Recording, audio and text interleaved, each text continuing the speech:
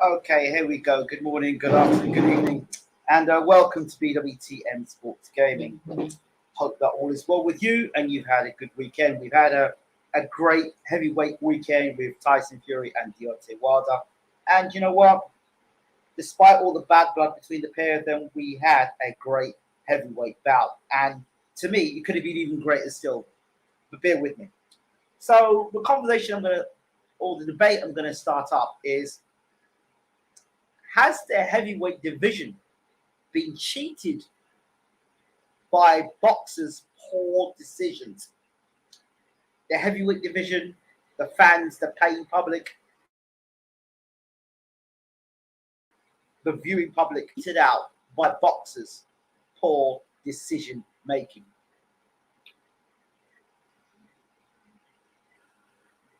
Good evening, Mr. Bob Sanders. Hope that you're well. So the question is, as it is, and I want to take you on a little trip down memory lane, particularly for those of you that are in the UK. Anthony Joshua, the gold medal Olympic winning champion. For those of you who followed the story and all the build-up and all the hype towards him making his debut as a professional boxer, and the crowd were behind him and all this stuff. Good evening, Joe. Hope that you're well. And the whole hype behind him becoming that journey for him to become heavyweight champion of the world. And AJ would come out every fight, crowd would be behind him, and you come out like a wrecking ball, out. And you felt, as an AJ fan, you're part of the journey. The friends, the family, the well-wishers, even the haters, all they're watching is big guys, 6'6", obliterating the fighters in the heavyweight division. And at the lower level, and that's what you expected. And he goes on, and he becomes heavyweight champion of the world. And we hear he's a work in progress. You know, the big fight comes up between himself and him and Charles Martin, where he beats Charles Martin to become champion. Or did he beat Charles Martin to become champion? Yeah, he did beat Charles Martin to become champion. And of course, from that fight, we have the legendary Klitschko fight, a back and forth where Joshua was on the canvas, had to get up to knock Klitschko out. And that really was sort of like the making of Anthony Joshua, you'd say. Then we had all the videos of the Klitschko fight, and where a lot of people didn't pay attention. A lot of people didn't pay attention to Joshua getting knocked down in the fight. Linda? Yes, Adam. So a lot of people didn't pay attention to Joshua getting knocked down. A lot of people were shocked. Because Joshua, at that point in time, had never been off his feet. You heard rumors about him getting knocked out in sparring, but he didn't really pay attention to it because he was like, it's just sparring rumors, it's sparring stories. We don't really pay attention to it. But then he goes out and he gets dropped for the first time in his career. Of course, he had the Dillian White fight where he got hurt, but he came back. People didn't pay attention to that. But when he got dropped by Klitschko and his feet were up in the air, this big 6'6" heavyweight, this champion, people had their hearts in their mouths. But then to see the champion get up and go on and stop Klitschko, regardless if it was an Asian Klitschko, regardless if it was a Klitschko of 2 years, that Tyson, I think, 2 years earlier, that was their champion. They'd done that. And the hype continued piling on about how great Anthony Joshua was, and could he be as good as? I remember one picture there was of Anthony Joshua standing over. I don't know who it was he was standing over. It was Klitschko who was standing over, and they compared that to when Ali was standing over. I think they maybe listed because he had the white shorts on, white trunks on, and you had the comparisons there. And then there was even the question, as Anthony Joshua was building momentum, whether he was greater than Lennox Lewis. So even legends were being almost run over in the process of this Anthony Joshua momentum. They didn't really question the trainer as such. No, because the fans trusted in AJ and Rob McCracken. So it was a work in progress. We kept being told, a work in progress. Heavyweight champion of the world, a work in progress. Ali, listen, too. Right, thank you very much for that. All over Foreman, whichever one it was, he had the... Was it? I don't know which one it was, but anyway. Whichever one it was, I don't want to get stuck on that point. One of you, somebody will go and research it. But anyway, he was standing over there, and then the comparisons. Of course, people make comparisons. Lennox Lewis, undisputed heavyweight champion of the world. Anthony Joshua, Frank Bruno. All the comparisons were there. And I remember watching and seeing things myself going, okay, the Klitschko fight, vulnerable there. Okay, the Dillian White fight, vulnerable there. And it wasn't nitpicking and hating. It was more the case of just realizing and watching going, okay, this guy's going to go on to be the heavyweight great that you're saying he is. And then you're saying he's work in progress. Then, you know, he's going to have to pay attention to certain things that I could see coming. And then we had the Andy Ruiz fight. And that was the beginning of the fall of Anthony Joshua. Because he went to America. Remember, he's going to America. Again, big 6 towering guy. Big Baby Miller, he was meant to fight. He got pulled out because he was cheating. Yet we know the story that Povetkin was also cheating and was promoted by the same promoter. Interestingly enough, Big Baby Miller, I believe, is back now from suspension. Just want to put that as a side note. But we had all that, the pushing with Big Baby Miller and Joshua. Of course, then in steps Andy Ruiz, this fat boy that people paid no attention to, but people in the heavyweight division and scholars or students of the sport knew Andy Ruiz was no pushover. And then, of course, London Bridge came falling down. And London Bridge really hasn't got back up since. We had the unconvincing, performance against Ruiz to get the title back. Then we had the Pule fight where it was kind of like boxer, puncher, not sure what I am, sort of confused Anthony Joshua. And then we had the Usyk debacle.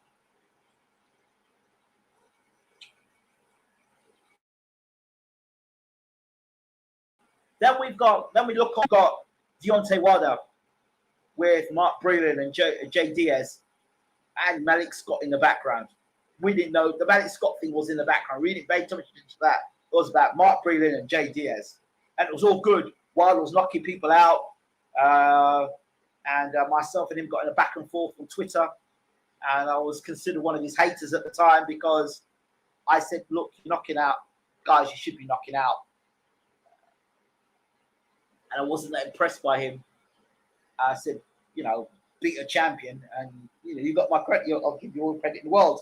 He came with a show early hours of I think it was either Friday, probably a Friday.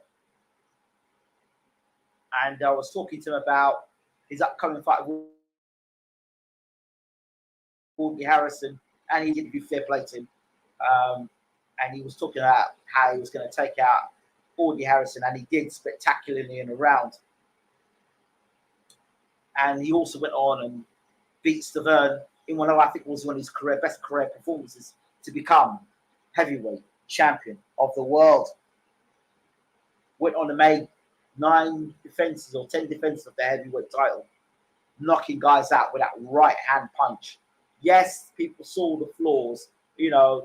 Wilder, he's got a big right hand, but he gets that boxing parts of the fight and then lands that big right hand. He relies on that big right hand.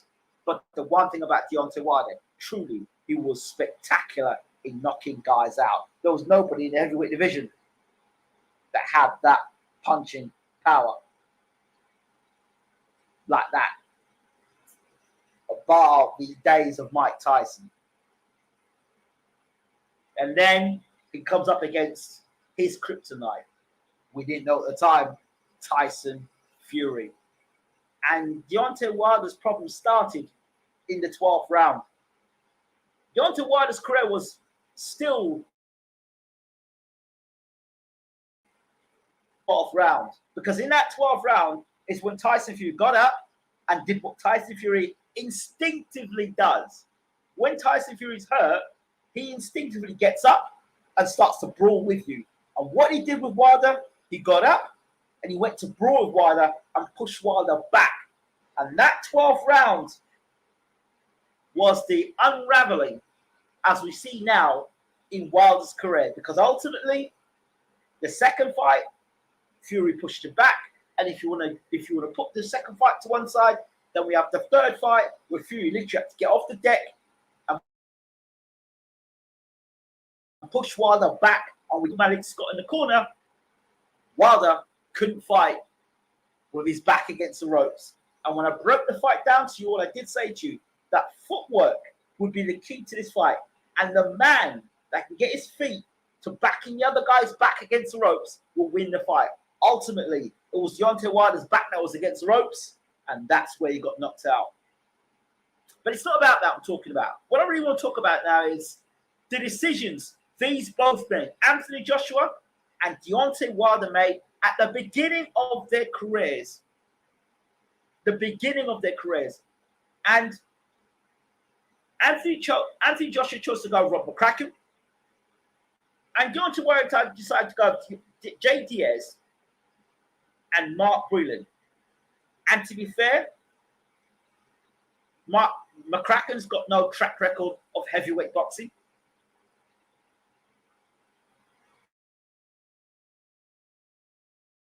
And Mark Breland, for the boxer that he is, history of heavyweight boxing. And the question I ask myself, if fans are paying so much money to invest in these fighters, isn't it a duty to these boxers to invest in quality, world-class trainers? Because I say this now, I'm telling you this now straight. The Usyk fight with Joshua, the Wilder fight with Fury, both guys had opportunities. Wilder had an opportunity staring his face with Fury when he would kind of go side on and he would walk Fury onto the straight right hand. And when he walked Fury onto the straight right hand, all he would get for the middle of that right hand, but he would not repeat the process. As for Joshua, he hurt Usyk in the 6th round, but he was too passive. Then you look at Tyson Fury in his corner. Fury was with Ben Davidson. And he said, you know what? He first had Peter Fury. He broke with Peter Fury. And things were going well. Peter Fury took him to the heavyweight championship of the world. We still don't know how good Peter Fury is as a trainer because we never was allowed to stay with Tyson long enough. But Tyson said it was all military training.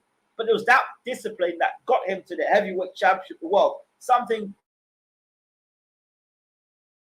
that I think Tyson, and we must give Peter Fury all the credit in the world for that. And I remember where Tyson was before Peter got involved. He was a barroom brawler.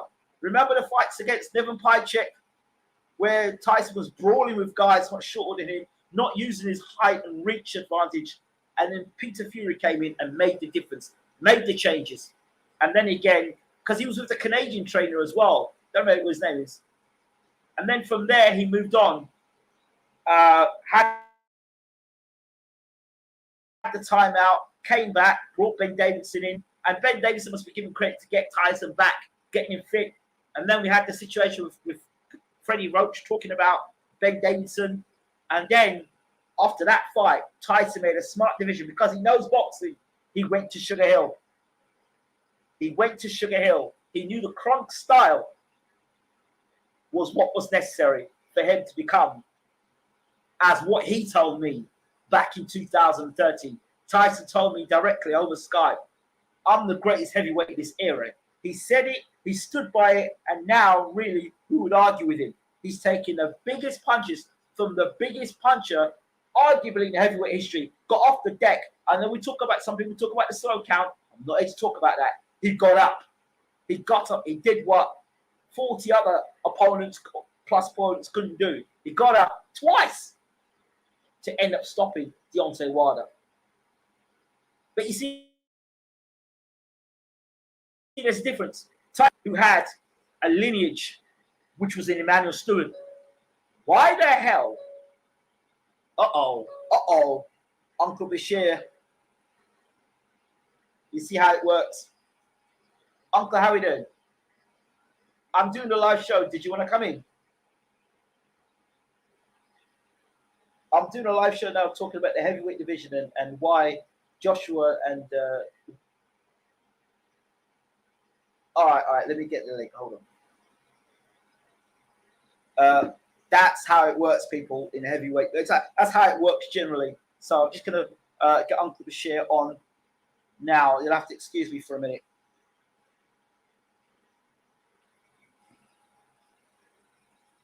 Hold on, bear with me a second. I've got to get Uncle Bashir into the room.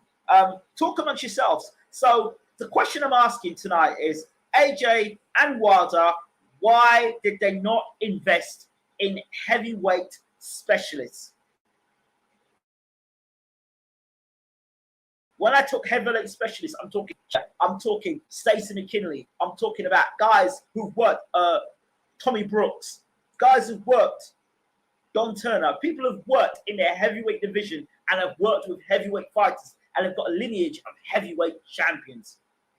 Okay, why did that not happen? Why has that not happened? And why did they make that decision? And should really they have gone? And had they gone to heavyweight trainers, specialists, had Joshua gone with a world-class heavyweight trainer, had Deontay Wilder started out with a heavyweight world-class trainer, today the heavyweight division look different, and would we have potentially legendary fighters with a lot more skill set? Deontay Wilder is just basically our right hand, which is what his career has been based around. That right hand sets traps, yes, but it's all about pinging that right hand. And Anthony Joshua, if he had a world-class trainer other than Rob McCracken, Rob McCracken's good probably for middleweights, unproven at heavyweight division. What would happen if that was the case? So wait a second. Let me get James Bashir, Uncle James Bashir, in the room. Give me a couple of minutes while I get this sent out to him. Talk amongst yourselves. I wish I had somebody doing the thing for this. Let me get my invite button going. Invite. Copy that. There. Copy. And then, oh, they're live, people, they're live. Just bear with me a second. I'll try and get Uncle Bashir.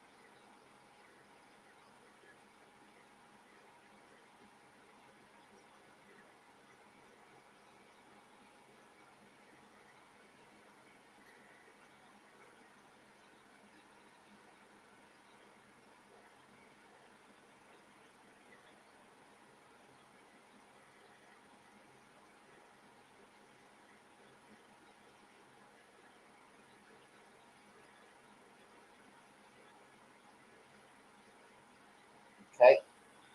Just bear with me. I'm just waiting to get Uncle Bashir in the room because I think this debate would be one that would be great to have with him.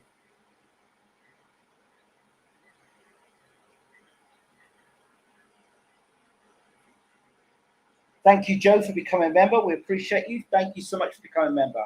Shout out to Joe for becoming a new member on BWTM Sports. We appreciate you, Joe.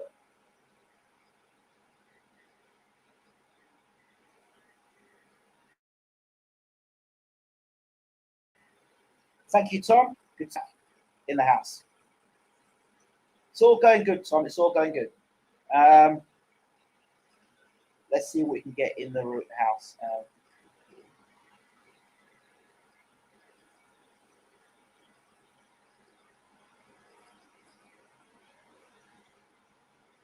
How do you become a member? Very easy, James. What you do, you go across the next subscribe button where it says subscribe. There's a button called join. smash the join button there. And that, with join, by hitting the join button, it allows you to come in and do live chats with, allows you to do live chats. Don't know what is going on here.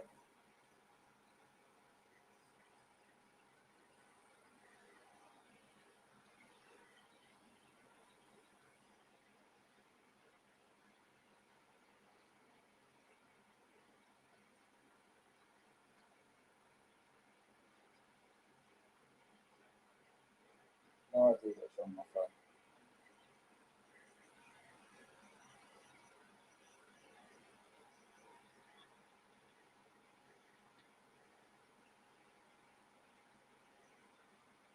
Okay, let's see what we got here. See if I can get Uncle Bashir in the room.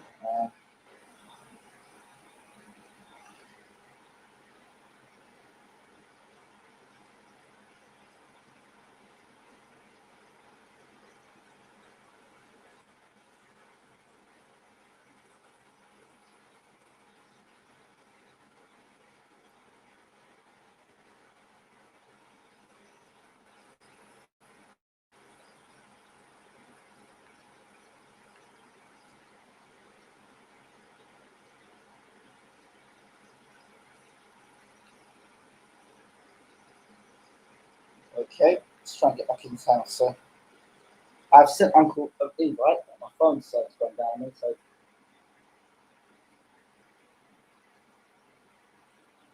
now, anyone that asks, this quick question been asked. My phone, right? It keeps going like if I can make telephone calls, my phone goes black on it.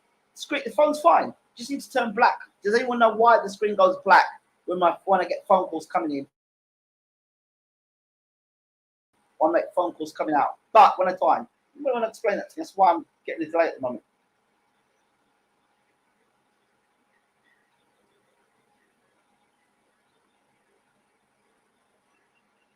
There we go. We're up now.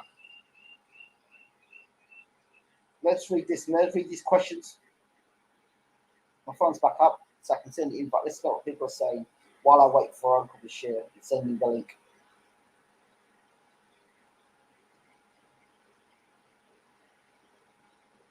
Boxing's always been a corrupt sport. Has indeed.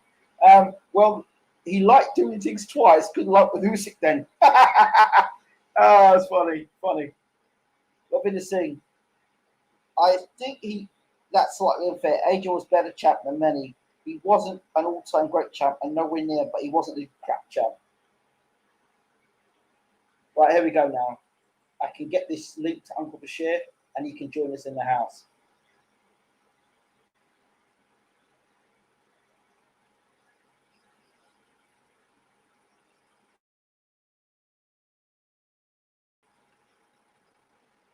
Wilder's best one was Jason Gavin. Come on, man.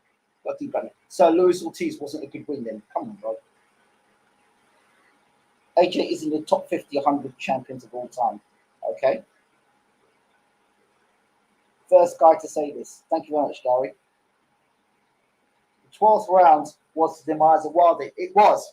It was. Ultimately, Fury got off the deck, pushed Wilder back, and that was ultimately the end of Deontay Wilder's career because there was a trilogy. You know, if they'd left the fight as it was, if they didn't take that second and third fight, there was no trilogy. Wilder could have walked away and probably been a very dominant heavyweight. Think about it. Because nobody would have pushed Wilder back like again. So he would have carried on doing what he was doing. But let's get this here. So everybody else is going to try and push Wilder back. The thing is, they might not have the success that Tyson Fury has because Tyson Fury's got long dimensions. He's longer than Wilder. He's taller than Wilder. And, of course, he's got very good boxing ability, you know. So other people may try and do that and work out the best for them. But it's the damage that Wilder's taken. It's the damage Wilder's taken in fights that's more concerning for me. It's those big shots he's taken. Don't like it. The trainers seem not to be the best, he says. Evening, I hope you're well. I'm good. I'm good. I can't complain. I don't know how that could be fixed. It could be fixed by in the future of I believe that fighters invested in world class trainers early in their careers. Listen, man, a lot of these world class trainers are con artists. Yeah, but the way you find out if a person's a con artist, obviously, I would say tried and tested. Tried and tested. You can't knock 52 years of experience. Really can't. So tried. I go tried and tested. You look that they've worked with. It's surely a good start. I've always said AJ was never wanted to box, being forced. The stay humble character has killed him. He's full of anger, in my opinion. It's really frustrating because of Wilder had some semblance of skills. He'd got rid of Fury comfortably. Whoa. Whoa. Think that out. Really, Bob? Fury's still underrated by people like you. 1000%, he's one of the most overrated fighters inside boxing. Overrated? I don't know. I don't know. As the guy's got off the deck, he's got off the deck against Wilder. I mean, is he overrated? Or and they say Fury's is miles apart from the others? Is it because he invested in world class training? Is that the case there? I don't know. Usyk is our only hope. I don't know. Usyk again is good, but AJ boxed to his game plan, so he looks better than advertised. I always think that. A real talent. Yeah, he's a talent, but I won't get too excited about him just yet, me personally. Usyk is the most dangerous opponent in Fury, really? I still think Big Baby Miller poses a real threat, but we'll see. If he can get on the inside. They've had 30. Says, Fury can't be great. He can't even box in his own country, LOL.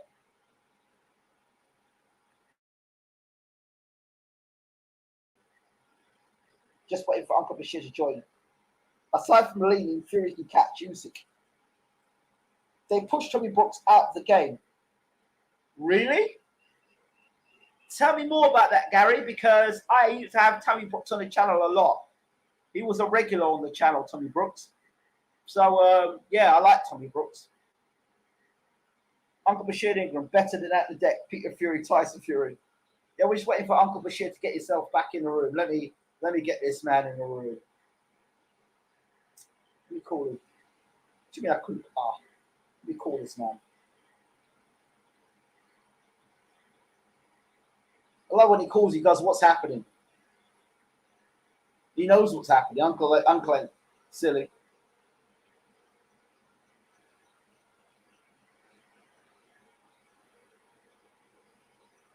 Come on, Uncle, where are you?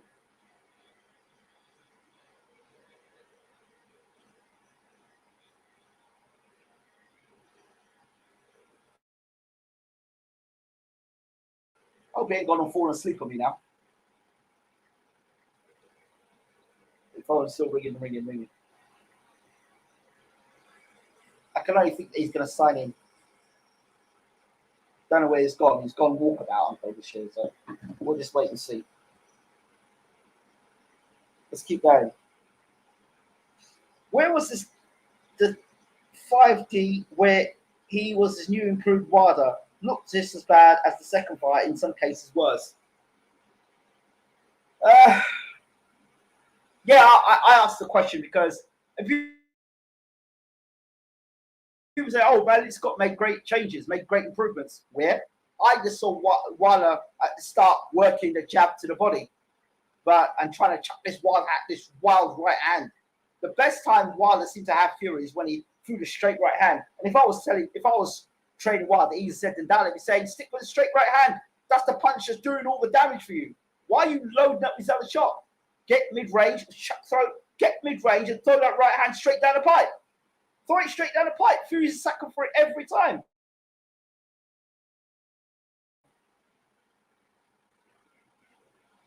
I love. They have had 30 rounds together, Fury and Wilder, and Wilder has won 3. Wilder has now jabbed. You think so? You think so? World-class trainers can take you only so far, man. Not comparing AJ, but AJ doesn't have it. You see how Shane was going to improve Anthony Fowler, but it wasn't enough.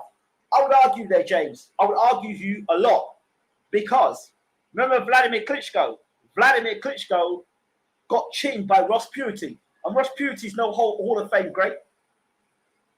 But the same Vladimir Klitschko went on and was considered by many as one of the greatest heavyweights of the modern era. Come on. And he still got done by Lamont Brewster, got off the deck against Samuel Peter. None of those guys mentioned there are Hall of Fame greats. But Vladimir Klitschko's up there. So I disagree from that standpoint because a world-class trainer would give you defense. A world-class trainer would be able to give you instructions like when Fury was in trouble and he admitted himself. Without Sugar Hill, he would have been a done man in that fight. He would have been finished. He said it himself. Sugar Hill saved Fury that night because he's a world-class trainer. And I think that comes as well. But you look at lineage from Sugar Hill going back, Emmanuel Stewart. So really, and if you listen to Sugar Hill, there was stuff he was saying was reminiscent of Emmanuel Stewart, the things Emmanuel Stewart would say. So I disagree with you there, my friend. I read. Wilder lasted to 11 rounds versus Fury when Fury had way more skill. Sure, he lasted that long being 17 stone as well. Plus, non-kind New Wilder was world class. I'm not sure what that means, Gary, but you can come back and tell me about it again. Wilder got the best cheer in the heavyweight division, and Fury kept smothering his good work. Took some good shots. No one knew Wilder was world class. I always thought Wilder was a world class puncher. That's what kept him world class. I haven't watched his channel in Donkey's House is going on. Let's go on. Malik Scott spoke well the other day about the fight. It was good hearing it. Malik Scott's always been a good talker, a very articulate man. But the first question I asked him is, why the hell do you get Wilder fighting off the back foot? That was his biggest weakness. Going forward wasn't his problem. Fighting off the back foot, his back against ropes was his biggest problem. And in almost 2 years, you couldn't get the guy to keep his back foot against the ropes. How do you become a member? Yeah, I did that already. Let's keep going down, waiting for Uncle Bashir to come into the house. I don't know where Uncle Bashir is at the moment. You think it's politics and comfort of some familiar faces that's prevented AJ from investing in a heavyweight specialist trainer? Yep. Well, I blame Eddie Hearn. Eddie Hearn's a lot to blame for this because, of course, when you join Matchroom, there are certain trainers you have to go through. So maybe Matchroom should improve in investing a heavyweight specialist for the future if they decide to invest in heavyweights. I love Malik Scott choice. I don't know. I'm not totally convinced yet on Malik Scott. That's only manageable on a laptop or tablet, I suppose. I'll get round to it, mate. Okay. Tom says, used to watch it around the times Fury was fighting Klitschko. I remember you getting scoops. Glad you're still at it. I'm back on YouTube, so glad the channel has grown. Thank you very much. I appreciate you. I'm glad you remember those good old days.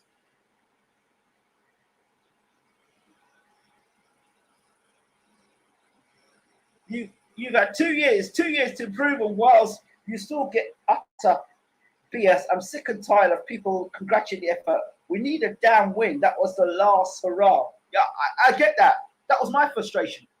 My frustration was that you had 2 damn years, almost 2 years, to learn to keep your back off the ropes. World-class trainer would have taught him different. Who do you think would have been a good choice for AJ? He had James Ali Bashir. Ali Bashir was working with him in the Klitschko camp. Ali Bashir was working with Joshua in the Klitschko camp. Ali Bashir has worked with Klitschko, has worked with Tyson, has worked with Shannon Briggs, Monty Barrett, Drew McCline. He's now got Sorenka 18-0. You're telling me he couldn't have done something with Joshua? Another bet, another choice would have been for me, Derek James. Derek James. I think Derek James, because he's a calming influence, but I think Derek James would be good, and he's a heavyweight as well. I would like to see Joshua with Derek James.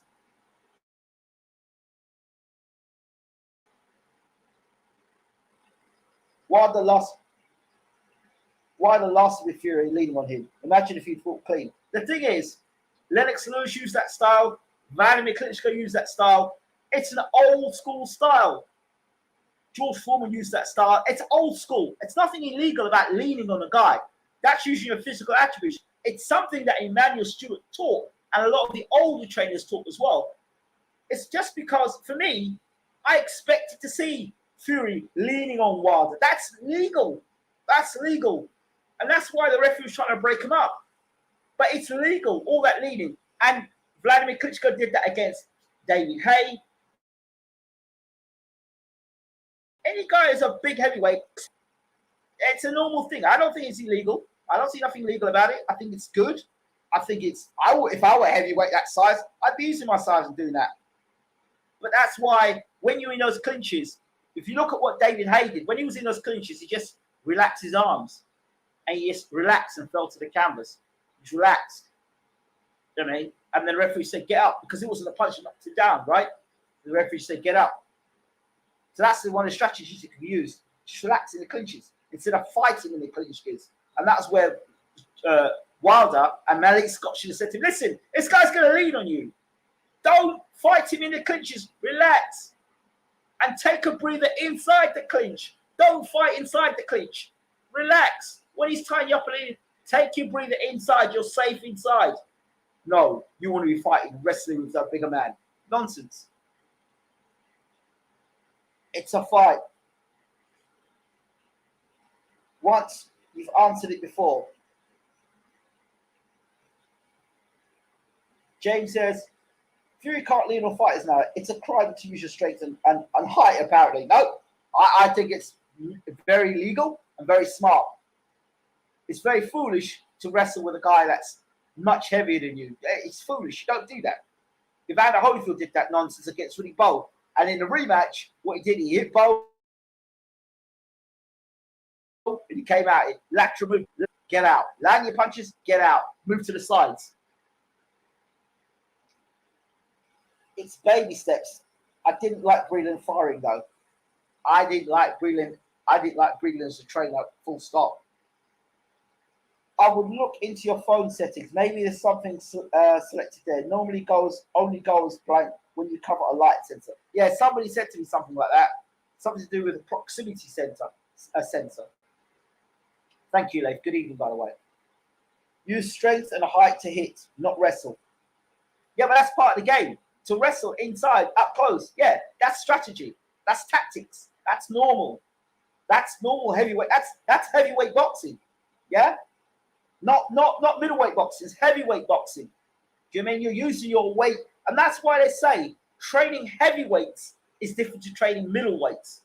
When you're a heavyweight and you've got excess weight, you can lean on your opponents. That's perfectly legal. And you can lean on your opponents. What is Uncle doing? I think he might be signing in now. Hold on. He's just come back online. I don't know what he's doing.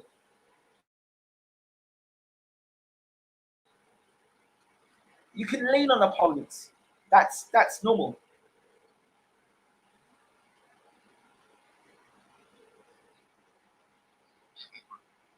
What's going on, boss? You coming in now?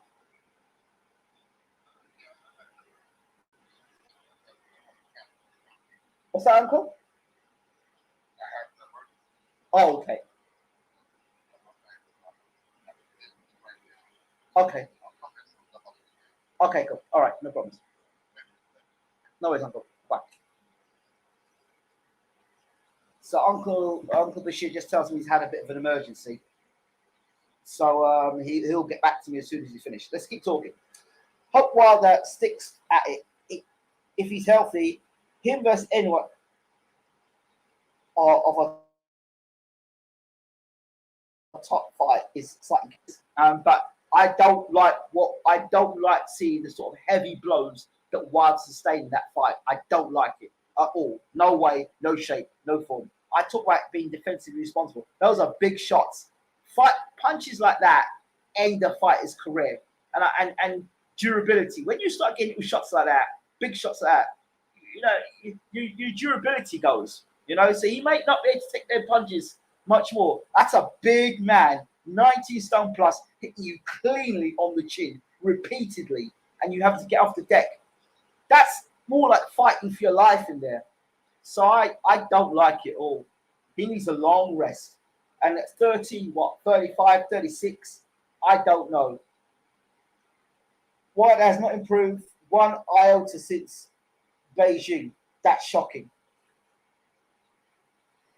Well, you've got to look at the trainers for that. Fury is first in the Usyk, but he's still the most dangerous man in boxing, bar none. Yeah, he's dangerous. I need to hear the Malik Scott corner advice. Yeah. Fury don't get the skip the levels. He won every belt in boxing. You see AJ White still saying, I'm learning. That's different. Yeah.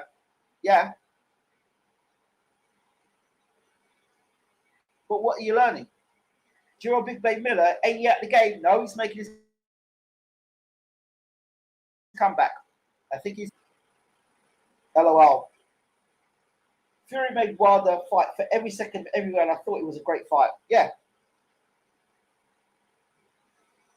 Wilder's pitiful. He stole a living with a circus, ate against a succession of bums, and when he was finally forced to step up, he chose a cherry-picked Fury. This era can't be compared to the past greats. Yeah, that's a fair point. That's a fair point. Bums, well, I'm sorry, because if you want to go there, Amy, I think it's like look at the glory days of the heavyweight division like this. Because look at Mike Tyson. He was fed, don't believe me, go and listen to Bill Caton. Go and listen to the Mike Tyson documentary. Bill Caton and then fed Mike Tyson bums, people you never heard of. And because of those guys he was knocking over, people you never heard of, right? People were terrified by Mike. That's how it worked. You name me, how many heavyweights you know that were fighting A-class opposition from day one? They didn't. In fact, if you look at Joe Joyce's resume, he's got one of the best resumes in heavyweight boxing. If you look at the type of guys he's been fighting in the first 14 to 15 fights. So if you want to say that, then I hope you look at Joe Joyce's resume and say, because he's not been fighting bums. Agree with you. I think it's just your personal take on Wilder about this whole thing. He's been fighting bums. Mike Tyson fought bums in the beginning of his career. Ali probably did the same. George Foreman did the same. If George Foreman fought 4 or 5 men on one night, don't tell me they were all world-class heavyweights. So come on. Let's be a bit fair where fair is, please. Wilder is lacking the legs. It's all upper body. Doesn't make sense. Not really. Look at Evander Holyfield. Evander Holyfield was upper body and small legs. He should be back in January, apparently. Well, I hope not.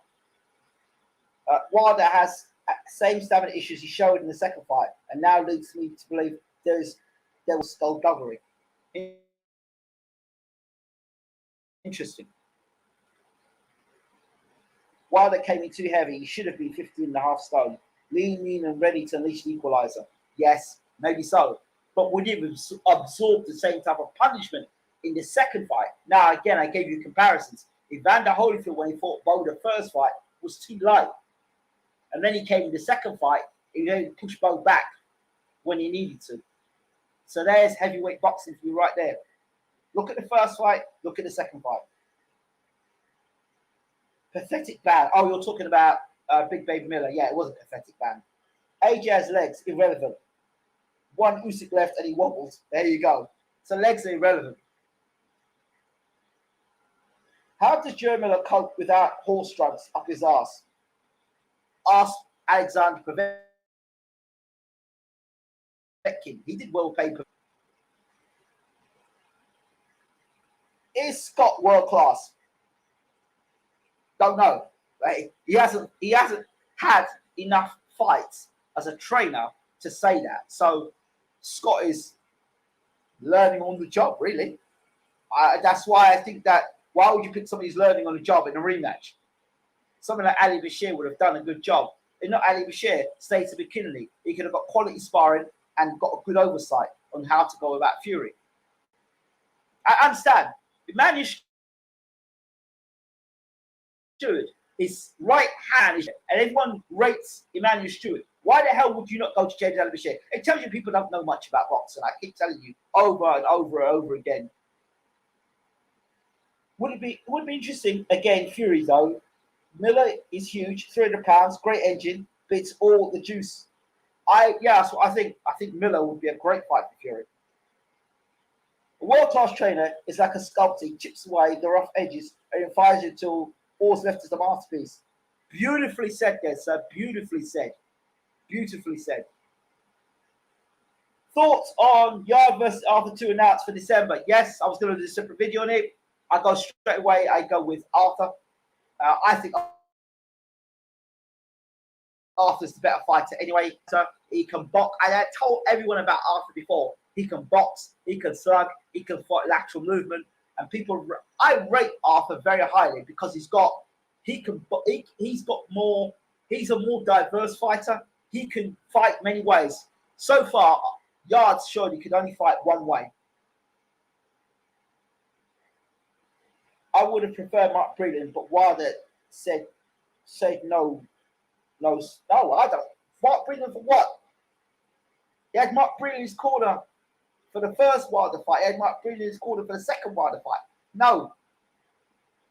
Who has Mark Breland trained as a heavyweight? Apart from Wilder. Who has he trained? What's his heavyweight resume? Respect with Yard. Repeat with Yard. Yeah, that's what I think. Repeat. I don't know why they're taking it. I don't know why. Scott is out of game. Last fight was 2016. He's never been a top 10 class fighter. Interesting. Piotr, great to see you in the room, my brother. AJ should have done that to Usyk since he was the bigger man. Yes, that's what we talk about heavyweight fighting. A Warner Kraken is not cut out for the job. You don't lean on more on bloody middleweights, and he's good with grudge. You can't fight that way in their heavyweight division. That's why there's to train middleweight. That's why McCracken is not fit for purpose. He might be good at middleweight, he's not good at heavyweight. He might be good at the amateurs, but this is the pro game.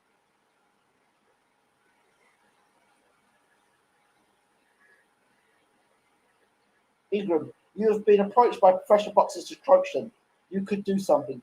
Have you been? Hold that thought there. Listen, I'm caught between sports at the moment. I just want to finish some business in another sport, and then I want to cross over. Before my life is over, I want to train a champion in boxing. So I've said it now. So I have some things to accomplish in another sport. But once I accomplish those dreams, and the clock is ticking, because a young man approached me this week, and he wants to box. So, and I really would like to get into the boxing. I really would. And it's itching. It's something I want to do. It's something I want to do. So I don't think the cricket world would be impressed with me saying this, but I get more love in the boxing world than I do in the cricket world. Ribena. I get more love in the cricket world, in the boxing world, than I do in the cricket world, and I really think with 25 years experience in coaching and working at some of the highest levels in sport, I really think I would fancy my chance. I would definitely want to work. If I was going to do boxing, I would go with Uncle Bashir. He already said he'd have me as his understudy, and I would work with Uncle Bashir. So I would do it. It's there. The door is open. The door is open for that. Even Dillian White's trainer, Xavier Miller, he was the one that got me back on the road. and got me going back into coaching. So yeah, I got to give Xavier Miller a shout out for that too. But yeah, I would definitely love the opportunity to do that. So yeah, it's something I want to do. It's a project I've been wanting to work on for years. I've done a bit of coaching here and there, and I had some very decent young people I was working with on it. There was one girl in particular. She was part Italian, part Brazilian. When I was living in Ireland, I was coaching her. Man, she had a wicked backhand. Oh, good mover as well. She came from a martial arts background. I'd love to get in the sport, but you close one door first before you open another one. Yeah. Kronk was the master of dirty boxing, it sounds like. The Kronk of old school. That's what it was. Old school. You got to remember, a lot of guys came out of that Kronk gym. Thomas Hearns, great fighter. Some of the other fighters. Jura McLennan, Kronk. So many Kronk fighters. Wilder just knows how to block with his face. Scott needs to fix that as soon as possible. He should have fixed that from day one. First thing he should have said from that Fury fight, listen, when we're against the ropes, we're getting pummeled. I don't know what he was studying and take, because the first thing I said, look, he's going to come in heavy. We need to be off them ropes. Our back doesn't even touch them ropes. We need to be spinning out. We need to be spinning out. And I would have looked at the Holyfield Bowl the first fight, Holyfield Bowl the second fight, and their strategy. Yes, I know the dimensions are different, but the ideology is don't stand and brawl with a bigger guy. Get off to the sides. Come forward, bang, bang, slip off to the sides. Do not go straight back. Roll off to the sides. Do you understand? Roll off to the sides. One of the things I remember Roy Jones Jr. doing so well, when the referee said break, Roy would actually walk behind the referee and then reset. People didn't catch that. Roy would walk behind the referee. Was that illegal? That was perfectly legal. So when the referee would say break, Roy would hide behind the referee and then reset and throw punches. So he gave himself a couple more seconds to regroup, get into position, and fire off again. Go and watch Roy Jones Jr. fight, But I mean, a simple strategy, a coping strategy for Vladimir Klitschko is when guys got him against ropes, he couldn't fight on the inside. He tied them up and leaned on them. Wilder didn't have that luxury because he's with a guy much heavier, taller, and bigger than himself. So he couldn't do what Vladimir would do. He would have to roll out to the sides. Don't stand right in front of Fury. Or when you land, bam, bam, out to the sides. Bam, bam, out to the sides. Do not stand right in front of him. Or if you do that, if you do stand in front of Fury, bang, bang, straight down the middle and out of the way. Almost like how you have to fight Golovkin. Golovkin is the perfect way to fight Golovkin is you throw your combination and slip out to the sides. Don't go straight back, because as soon as Golovkin gets his senses, he's back at you again. Get off to the sides. Ping him from the sides. Lateral movement. That's what lateral movement's for. Do not stay on the ropes. That's what I'd be saying. I'm not a heavy trainer, but I damn well know I would not be training my guy to be coming in 17 and a half stone or 17 stone and expect him to go out for 12 rounds and try to last 12 rounds. We're going to get him out there in 5 rounds. How are you going to go about getting him out there 5 rounds when your back is against the ropes and you're bleeding with fury, jabbing, pitter-patter to the body? What is that what it is? And you've been studying boxing, you've been watching videotape. Look, I'm not knocking Malik Scott. Yeah, I'm not knocking Malik Scott because it's a damn hard job. But I don't understand some of the logic. I don't. And he can talk all that philosophical stuff all he wants. But ultimately, he'll be judged for what happens inside the ring, not what he says outside the ring. I'll be harsh and just call it what it is. I was disappointed. In all honesty, what's the point of letting a fight like this go on? Wilder was completely gassed, took too much punishment. Yeah, well, but that's the reason why. You look now, you say why? Because he showed he had fighting heart, and why Breland was running, stopping that fight then.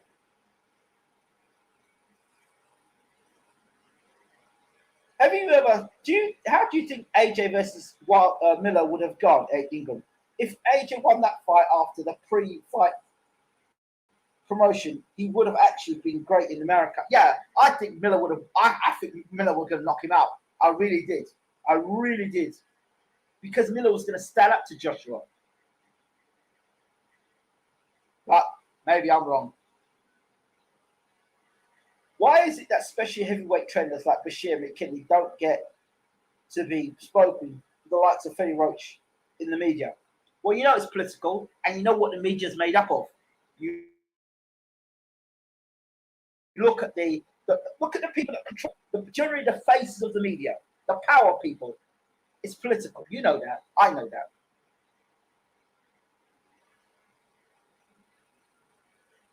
White hasn't even fought for European title. Otto Wallin is all wrong for White. Well, yeah, it looks like it's Groundhog Day for Dillian White with Otto Wallin. Groundhog Day, you know. But the difference between Joshua and White is that White is actually going to close the range down, work Otto Wallin's body, and try and land his left hook. That's where White's going to push the fight of Otto Wallin, get in close and brawl with Otto Wallin. And White is a brawler. So for me, White's got a brawler's chance in this fight.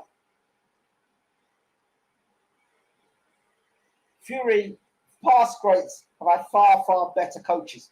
Yes, that's what I'm saying. Riddick Bowe, Eddie Futch, Muhammad Ali, you name them all, had great coaches. You're nothing without training. Absolutely. And the quality of training. I bet you AJ's got a better strength and conditioning coach than he has a boxing coach. I bet you. That's the nonsense we're looking at today. Holyfield knew that he had to get out of the way, though. Yeah. He did, because he got very good. He was a heavyweight, had an excellent jab, and he was excellent on the inside. So Holyfield and Bowe mixed up on the inside, but he was just Bowe was just too big, too strong, and too skilled. So Holyfield had to do what he did: speed combinations on the outside and pick Bowe off.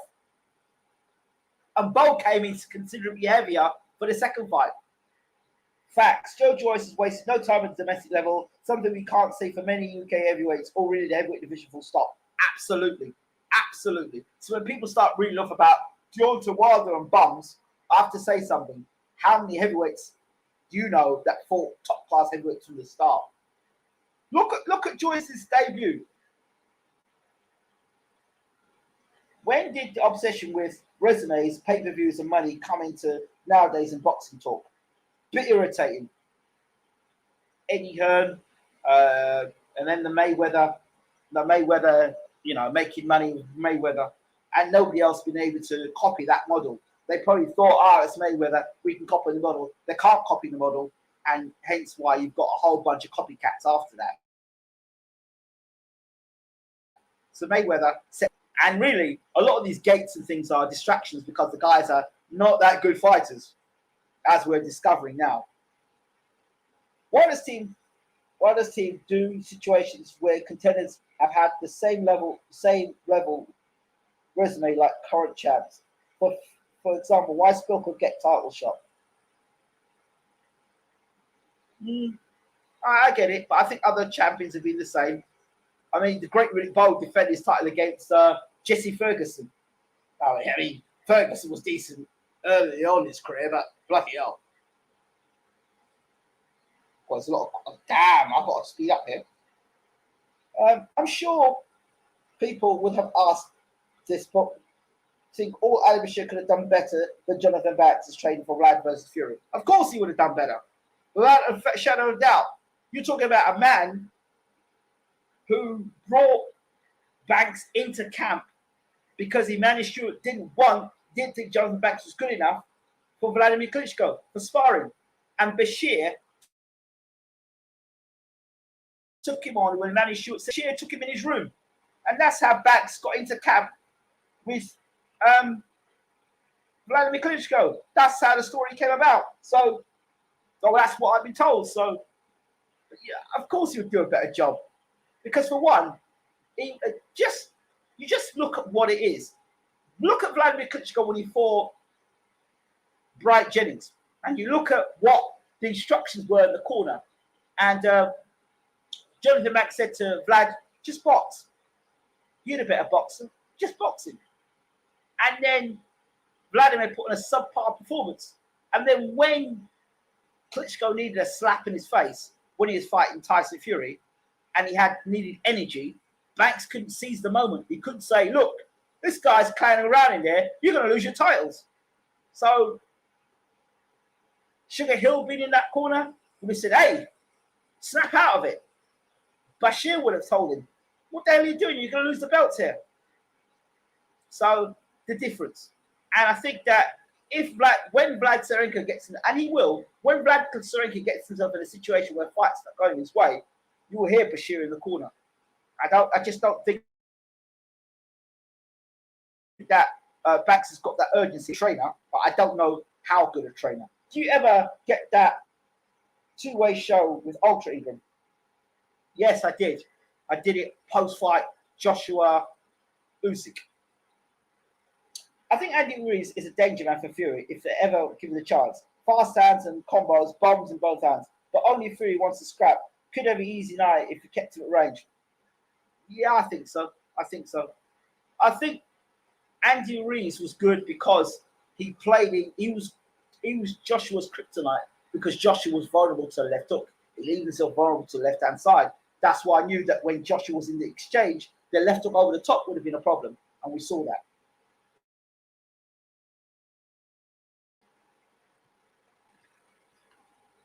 Do you believe AJ can actually beat Usyk? I personally think his strength is overrated. He's no Joyce or Fury. What I find interesting is this. Could we be getting scammed here? Because, and just for a second, I think this. Joshua gave the belts to Usyk. He showed him the belts. Usyk went into the dressing room and gave Joshua back his belts. And I'm thinking to myself, what's the easiest way to become a 3-time heavyweight champion of the world? Get beat, not giving it your all, or not fighting your best against Usyk, and then get a rematch, and then fight better in a rematch. I don't know. Conspiracy theory? Maybe. Not giving Usyk credit? Probably. Talking BS? Maybe. Boxing's corrupt? Totally. So that's my thought on that right there. But look, it's probably one of the easier ways to become a 3-time heavyweight champion of the world. Fury have easy night. Ruiz is top 10. Ruiz is definitely top 10 heavyweight. Definitely. In shape, Andy Ruiz is a top 10 heavyweight for sure for me. Oh, no, he's top 10. Sorry. I can't agree with you there. He's a top 10 heavyweight. No one beat Fury. I had my Wilder in there that night. Yeah, that's why I say, given the chance, just trying to think who would give Fury the most problems other than Miller.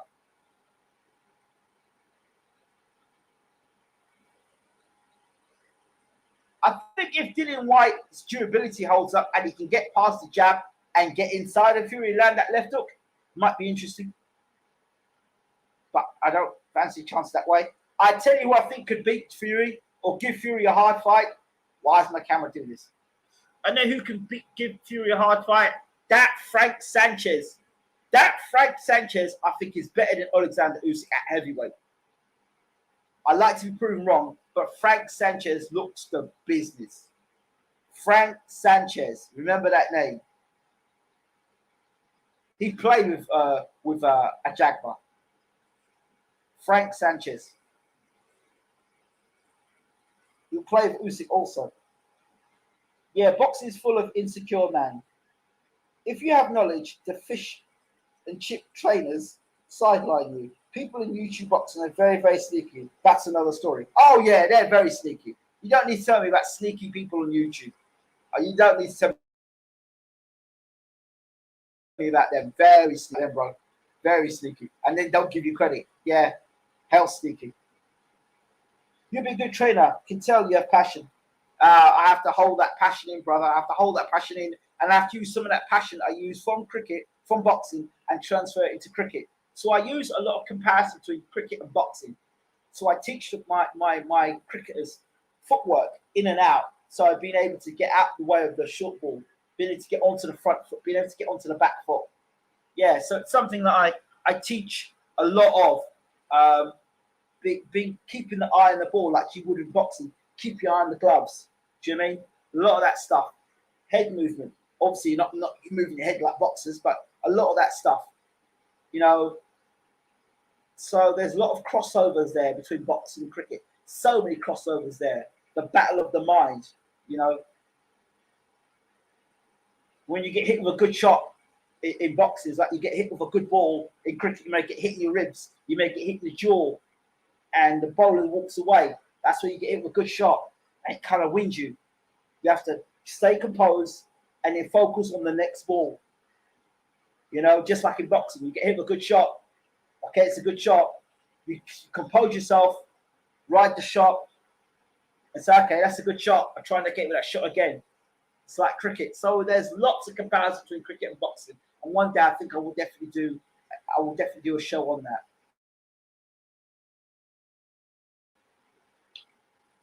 I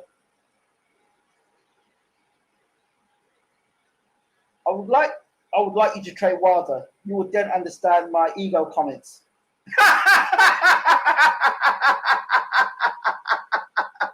You really aren't letting me off the hook with that ego thing, are you? You're really not letting me off the hook with the ego thing. Listen, it's not Wilder. It's not just Wilder. It's heavyweights in general. Because I'll tell you no one who had an ego. Vladimir Klitschko, he had an ego. He had an ego. He wanted a yes man in the corner. That's why he never had Bashir in the corner. That's the ultimate truth. He wanted a yes man in the corner. Robin McCracken. If Josh said to Rob, I'm doing this today. Can you imagine Robin telling him, "No, Josh. Oh, you know, Josh. If you don't want to do training today, it's all right. You can come. You come to Sheffield tomorrow. It's all right, Josh." You know, I mean, come on. I don't know. Yeah, even in my UFC video game fights, I use footwork. Yeah, you've got to use footwork. Footwork's key. Roy Jones is the best I've seen. Really? My favorite fighter of all time, and nobody gets close to him, is Sugar Ray Robinson. Great inside the ring, great outside the ring. Prime Tony versus Roy Jones, who wins? We saw it. Roy Jones. We saw Prime James Tony. Roy Jones knows how to use them hands down perfectly. Yep, he did. And that's why I believe Usyk is a very good boxer. His IQ far greater than every other heavyweight. Disagree with you there. Frank Sanchez versus Usyk. I would take Frank Sanchez right now to fight Oleksandr Usyk for the heavyweight championship world. Definitely. Frank Sanchez. I'm telling you, that man is going to become a heavyweight champion of the world. Book it here. Frank Sanchez, heavyweight champion of the world, and a better fighter than Luis Ortiz. I'm telling you now, Frank Sanchez is much better than Luis Ortiz. Much better. Better footwork, explosive. No, Frank Sanchez is a bad man. I'm telling you. What I saw Frank Sanchez against a Jaguar was enough for me to say, this guy is the business. I'm a Frank Sanchez fan. Usyk is special, but he won't be able to deal with Fury.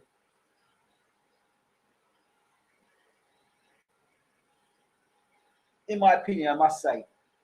I would like to see Frank Sanchez against Fury. AJ needs a Cuban trainer for footwork. He needs a world-class heavyweight trainer. Never mind the Cuban trainer. He needs a world-class heavyweight trainer. So he gets footwork. What's going to happen with his defense? What's going to happen with when to punch and when not to punch? When to engage, when not to engage? How to clinch? How to fight like a big man? He's not going to learn that with a Cuban heavyweight, with a Cuban trainer. He needs a world-class specialist heavyweight trainer now. A Jack was getting off on Sanchez, yeah? And then what happened when Sanchez fired back?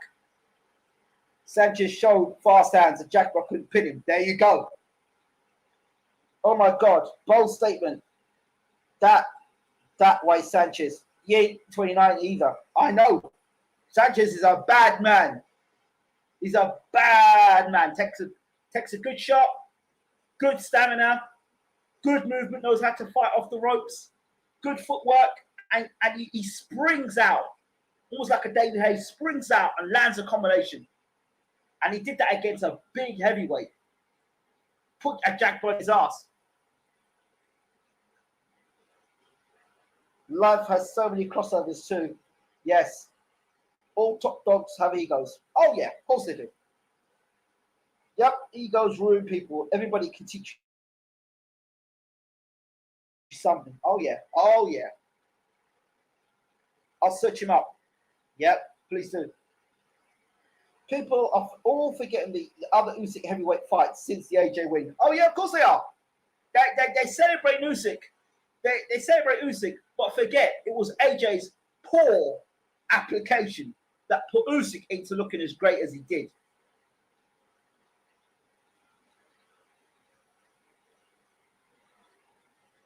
Why people talk about Frank Tench's age, about Ortiz, this had grounds, but about Sanchez.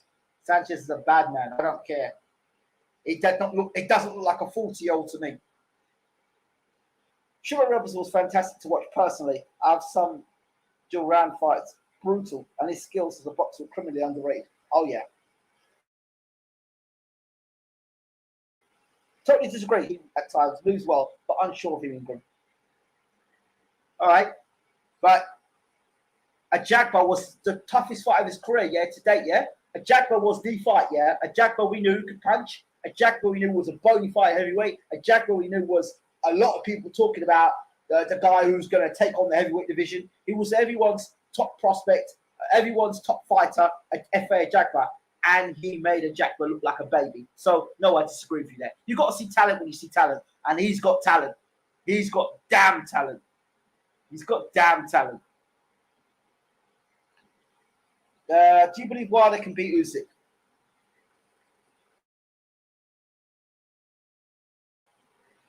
Give me a problem because Usyk's going to get Wilder out of. If he can tag Usyk, because if just picture this for a second, if Fury can slip and slide and make Wilder miss, what the hell's a 15 and a half, 16 stone guy with the better movement than Fury gonna do against Wilder? He'll move Wilder out of space and move in and hit with that left hand. That's the problem right there. And it's what Wilder you're gonna get after him getting brutally beat up by Fury. What Wilder are we gonna get? It's 3 fights. That's taken a lot out of Fury, and I think a lot out of Wilder. So we don't know what Wilder we're going to get by the time he gets Usyk, if he gets Usyk. Big AFA followed him around the ring like a big stiff fella. Useless. Big AFA. Well, I did say, I did call it on this channel, and did I not call it on this channel about my man, Edgar Balanga? I told you he was chinny, but FA is awful, Ingram. Oh, yeah, oh, he's awful now. He's awful now. But when I was seeing FA Jackman, there's like, no, FA Jackman's this and FA Jackman's that. Now you see it. Just read the Tristics and books, Damage, about the injury boxing sustained. Would any of that change anything though? I find it hard to change boxing for safety. You all know we sign up for. Yeah, you sign up for it, but because you sign up for it, doesn't mean you've got to take it. Because you sign up for something. Okay, here's an example for you. When you sign up to drive, yeah, there's always a possibility you could get into an accident. But you don't drive recklessly to get yourself into an accident, do you? You know, when you go to get your tooth removed from the dentist, you signing up for pain because you're going to get the tooth removed, right? You don't go looking for the pain, but it's going to be there. So it's like getting in the shower and not expecting to get wet unless you take an umbrella in with you. A Jaguar with Mansour looked very dangerous, like beast, but Amir was past his prime, too old. Yep. Depends on what the trainer. Depends on trainer. Are you picking AJ to win? I'm thinking anything's possible. Tony Tucker. Where does Wilder go from here? I think I did a video on that. What happens if Wilder lost? Check that video out. It saved me from having to answer that question. If you were Wilder's trainer, what weight would you come in at? As I personally believe he's best at 200, 215 weight. Yep, 215. 215. But if I'm going to box at 215, then I have to fight like I'm a 215 fighter, which means I do not stand in the clinches and try and brawl in the clinches. I fight a clean fight as much as possible. I make sure that the referee I've got is one that's going to break the fight up for me. I ensure that I box on the move. I make sure that I'm in and out and to the sides. I make sure I've got stamina for 12 rounds. So my endurance, my hand speed, my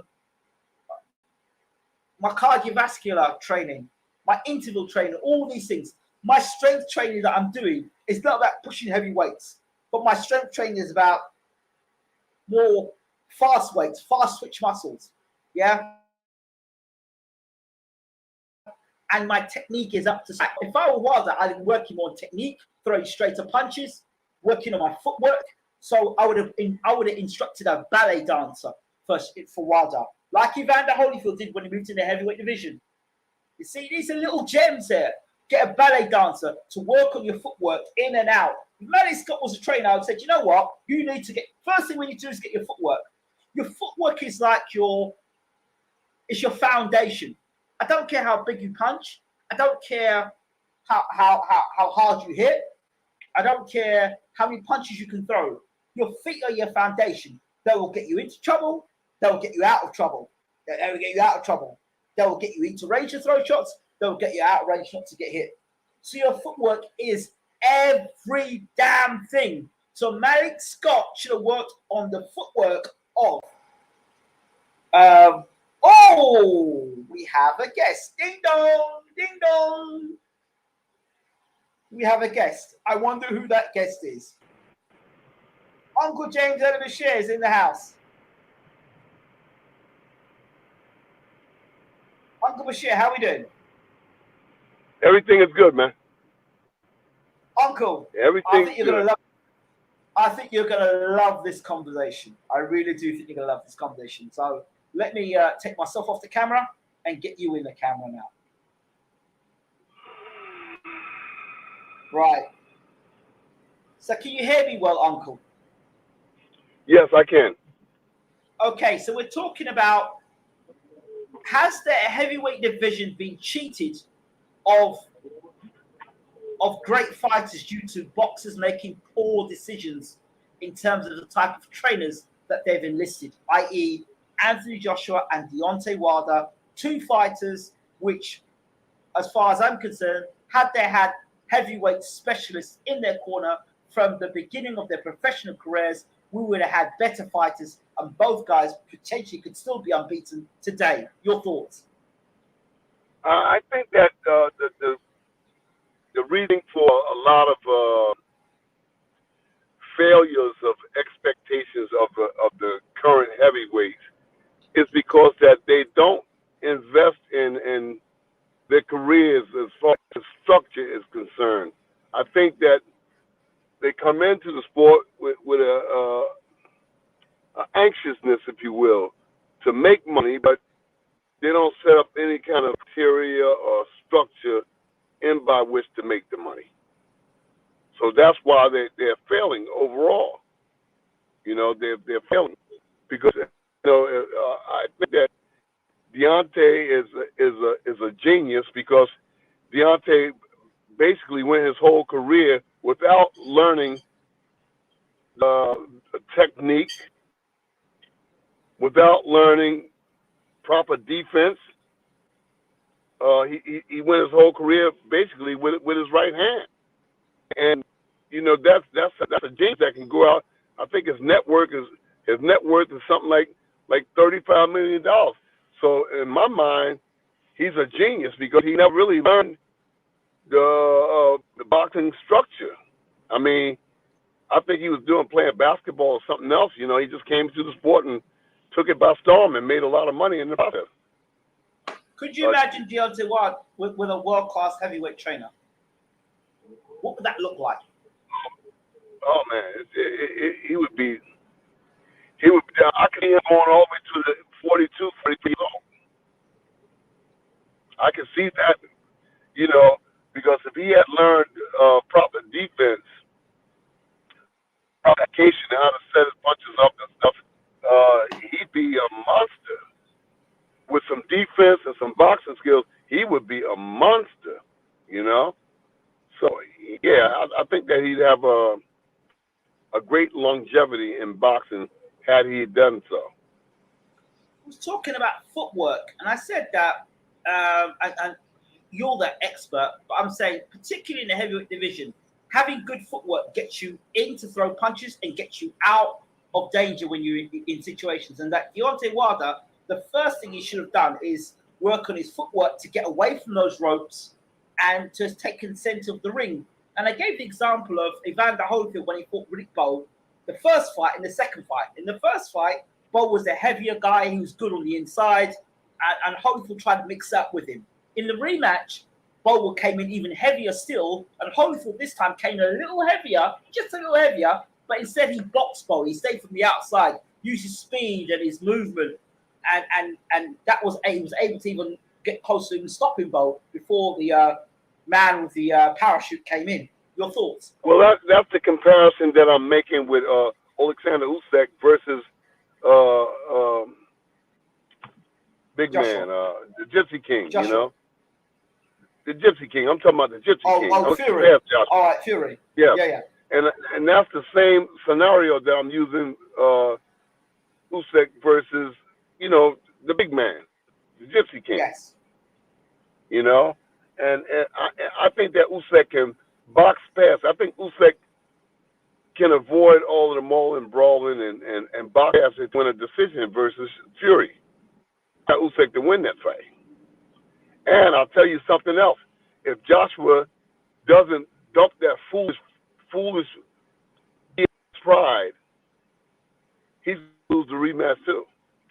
Because he's not going to beat Usyk with that same mentality going into the ring.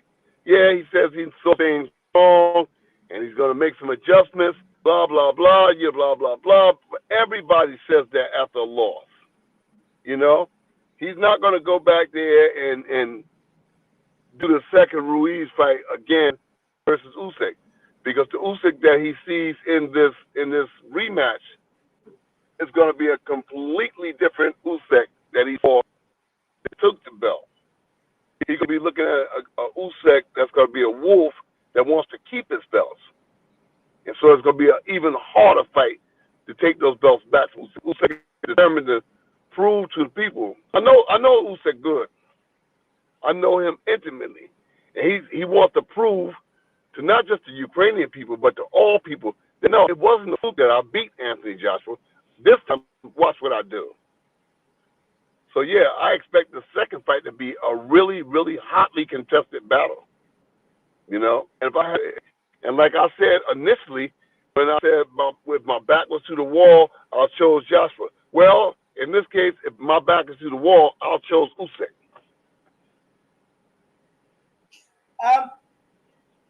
Okay, I can understand that. Now, at this point in time with Anthony Joshua, he said that he learned some hard lessons, but he says he's a student of the game. But clearly, okay, all right, wait, your audio slipping now. We have contact for 2 times. Can you hear me now? Is that okay? Is that better? Yeah. You have to be consistent. Joshua said that he learned lessons, but he says he's a student of the game. If you're a student of the game, surely you would know the trainers in world boxing and you would employ a trainer that had heavyweight knowledge. And if you're going to fight Oleksandr Usyk, surely you'd bring someone like yourself into camp who understands Usyk. old school fighters would have brought you into camp. Well, you know what I find over the years, I've observed a lot of the boxers now, they rely on their talent. They rely on what they already know, as opposed to bringing in a teacher or somebody with profound application. I'm a perfectionist. I'm a perfectionist, and sometimes that annoys people who think that they know. You know, I'm a perfectionist. I like to get it right. So I'll repeat myself to try to get the boxer to understand this is what you need to do to win consistently. Not just win today, but win tomorrow and the next day and the next day and the next day. So a lot of boxers, they don't want that. They want yes men. They want people that they can order and tell them, well, I ain't feeling this way today, I ain't feeling that way today, and you need to buzz off because I don't want to do it today, you know. So I find that they're comfortable with having yes men around them as opposed to having real teachers around them. That's why I'm working with two fighters right now. You know, I work with two fighters. I'm happy with what I'm working with. I don't want to work with people who are belligerent, people who are ignorant, people who are stiff-necked. I don't care who they are. You know, if they don't have respect for me, respect for what I'm doing, then I don't need to be with them. You know, I'm not trying to change myself to appease anybody. They have to be willing to meet me halfway. I'll do what you need to do. You do what I need you to do, and then we have a coalition. We got something going. You know. I suggested for Deontay Wilder. One of the immediate things that Malik Scott should have looked at was Deontay Wilder's footwork, and he had a year and a half to work on that footwork and him throwing straight up punches. And I said one of the things. The audio going again.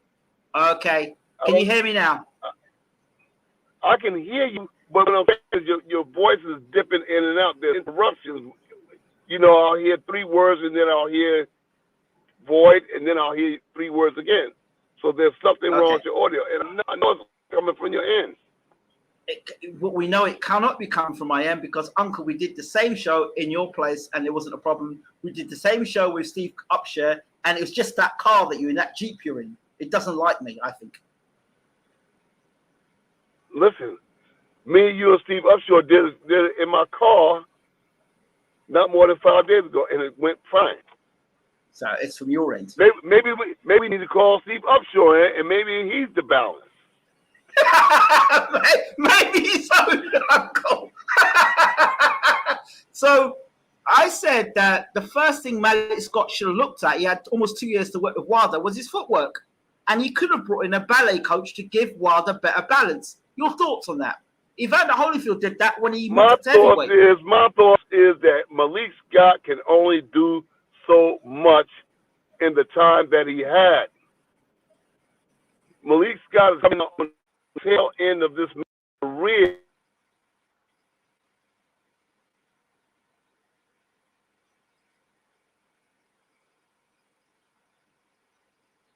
Your sound's gone. Your sound's gone, Uncle.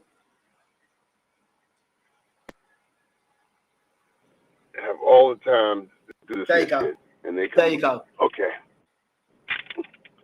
You know, Malik Scott is coming in on the tail end of this man's career. And people view Malik Scott as though Malik Scott was a Houdini. He's not Houdini. He's just a human being. And then this is the first time that he's going out in a big fight as a trainer. So it's not Malik Scott's fault. He did what he can do. Anybody that knows boxing knows that when fatigue sets in. Yeah, but hold on, Uncle. Hold on. He gets him to come in 17 stone. Come on. He comes at 17 stone, Uncle. Come on. 17 stone. You took 2 years to understand that the 17 stone he's going to tire. Come on. 2 years almost, Uncle. It's not like he had 3 months. That'd have been different. Listen, I can say a lot of things here right now. I don't think they'll make the difference. Like I said, I'm here to teach trainers how to be trainers.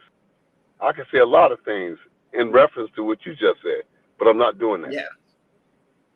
Because one thing I can't stand is that when you confront trainers about what the logistics of what their duties are, they always come up after somebody like myself have said or pointed out the way.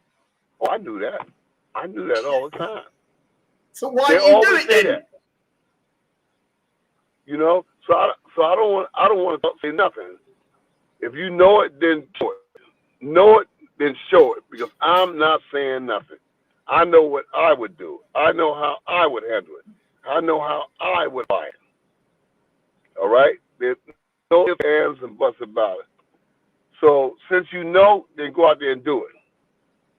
But I knew that when Deontay Wilder got hit, and he got hit a lot, when I knew he got hit, when he got tired, that, you know, he would resort back to doing things that he was comfortable doing. Nobody can change that. Not even Malik Scott. All right? And let me tell you something. Tyson Fury didn't look all that sharp himself. He was just a big, strong guy, you know? But that wasn't no beauty. That wasn't no Thriller Miller. You know? That wasn't no Ken Norton, Larry Holmes. I mean, it was an entertaining fight because there was a lot of action, but, you know, as far as technique, as far as displaying boxing skills and stuff, I didn't think that was all that hot. I don't think that fight was that good. Uncle, one of the things that I've been brought up, and I've defended Tyson Fury in his actions, was the leaning on the mauling, which is just how a big man in a heavyweight should fight, using his weight to lean on the smaller guy and take the sapping. It's legal, man. It's legal. It's legal. It's legal. Exactly. And I would have to do. Yeah, I would have to do exactly. that. Absolutely. But people are saying now, oh, it's not legal. Lennox Lewis did it. Vladimir Klitschko did it. All the big heavyweights do it. Yeah, it's legal. It's legal, you know. You punch and then you lay on them. You punch, lay on them. Every now and then sneak an uppercut, lay them. You know, it's all part of breaking a person down mentally and physically. Is this not also part of the difference between training a middleweight and training a heavyweight? What did you say? Is this not also the difference between training a middleweight and a heavyweight? I don't know about that, but I'm just saying, you know, there is a big difference between training a middleweight and a heavyweight. Like I said myself, I wouldn't teach a heavyweight to do a whole lot of stuff. You got a heavyweight that know how to fight. You got a heavyweight that got some courage. You know, you got some heavyweight that got application and know how to set stuff up. I would just teach them basic things. How to utilize the jab, straight right hand, and a good left hook. That's all a good heavyweight needs. You 6'8", 6'9", 260, 270, shit. I wouldn't have them doing a whole lot of stuff. I'd have them doing basic punches and win the fight. Charlie Stevens says this. He says, being a boxing fan since the 1950s, I will say the fight was a good, sloppy fight. Neither fighter was technically sharp. You breaking up. Okay, let's try again. Can you hear me now, Uncle? Say it again. He goes, being a boxing fan, let me try this a second, see how this works. Let me just try this.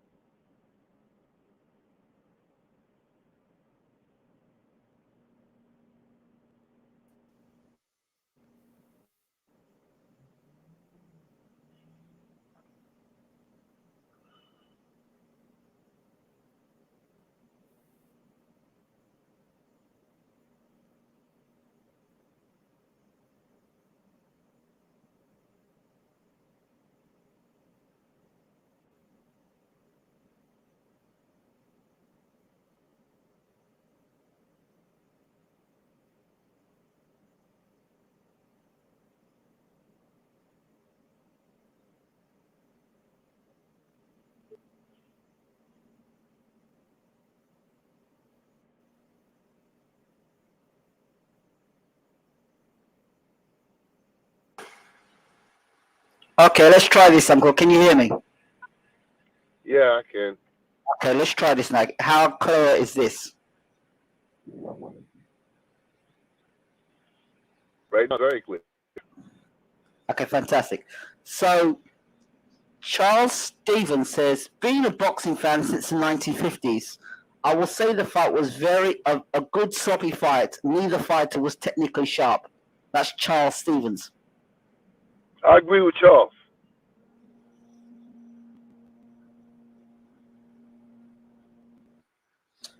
Then Super J. Cole fan says, how does Bashir think Usyk deals with Fury, especially in the clinch?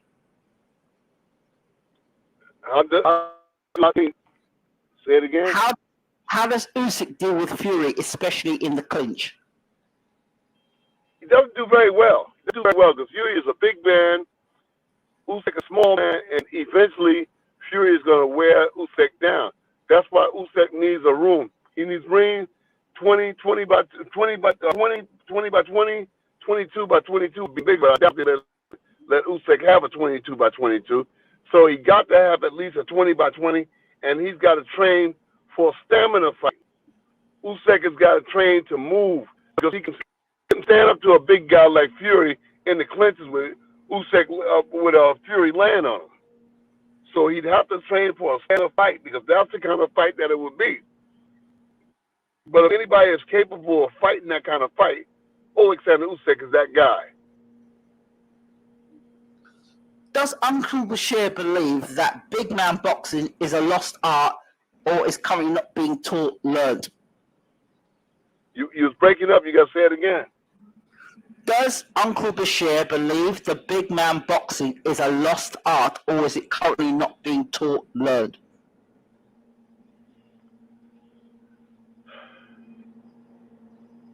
I think it's a lost art because nobody teaches guys how to fight like a big man. You know, Johsua, at best, he looked at underside in the ring with Usyk. He looked at underside. He looked like a cross between being nervous, jittery, and not knowing what to do. It looked like a cross between the two of them, like he was over nervous, over jittery, and then at like a deer in headlights, he was basically standing, and then he was picking with the jab. He wasn't sitting down on the jab. He wasn't throwing the jab with no conviction to say, I'm going to hurt you. So it looks to me like there's a combination of the boxers not being taught properly or them not being gotten the information that they're being given. Okay. Odd question to ask you. How would Tyson Fury at his very best fight to Muhammad Ali?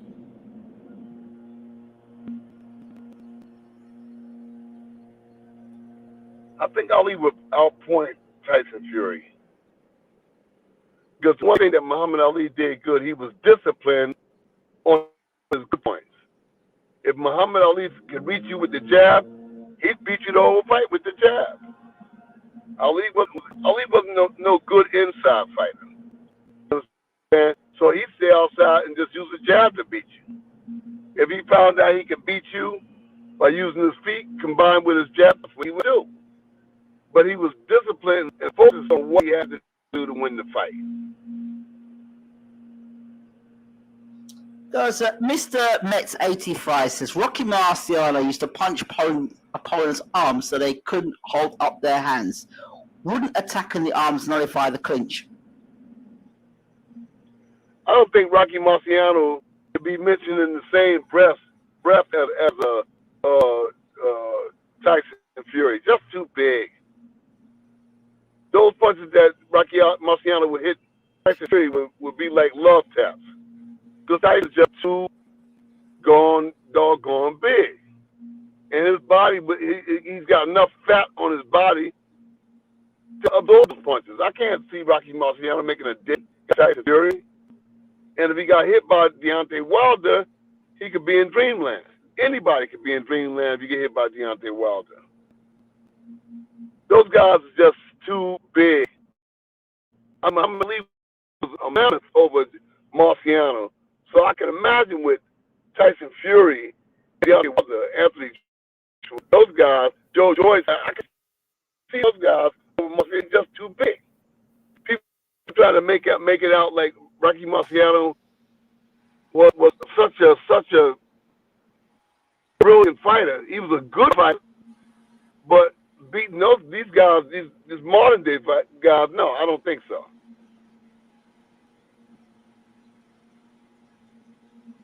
It says here.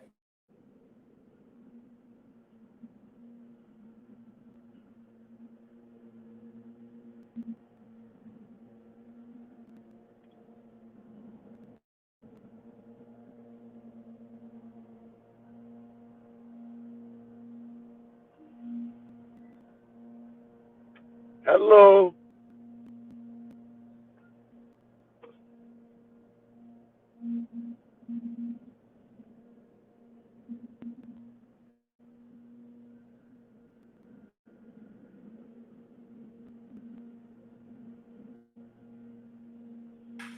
Uncle, can you hear me?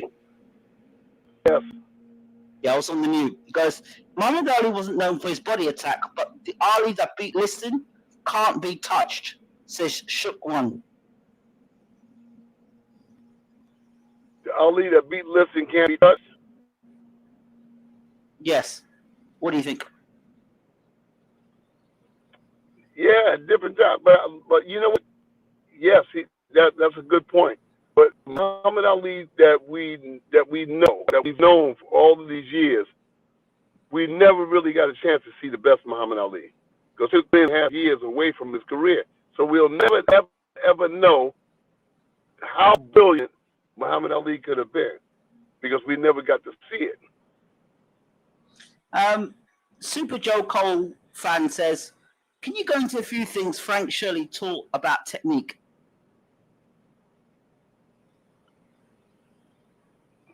No, I can't. I don't want to talk about that because again, I'm not here to train trainers. You know, give the guy my number, and we'll talk properly. You know, I can tell him of everything, but I don't want to be on here talking about the technique that Frank Shirley taught me, because as Frank Shirley would say, he said the game is to be sold and not told. Amen. So Gary Jones says, God. Everybody says, "Oh, I knew that. Oh man, I knew that there. Man, I learned that 20 years ago." Yeah. Well, good for you. Good for you. You won't learn nothing from me. I'm not telling you. Gary Jones says Fury would clinch Usyk all day. Fury would do what Usyk? He would clinch Usyk all day. Yeah. I can see that. I can see that trying to, but I think that Usyk knows that. I think Usyk understands that, you know, and I think that Usyk would mentally and physically prepare for that, and he would have wind under his feet. You know, it would be a stamina fight. It would be a stamina fight for both guys, for Usyk and for Fury. If Fury wants to do something with Usyk, he's going to have to catch him. And rightfully so. And Usyk should box that kind of fight. How hard is it for a stylistic fighter set in his ways, long to mid-range fighter, to change and be brave a short-range fighter, especially if they're worried about their gym? I think Tom Burke's talking about Anthony Joshua here. I don't know. I really don't know. You're getting asked some questions today. It sounds like people that are trainers to me. Or they have some knowledge about the sport, their uncle. Not your average YouTuber. What did you just say? I didn't understand it. I said the question you've been asked there sounds like one of a guy who knows a little bit about boxing. Talk about mid-range to long-range fighters and stuff like that.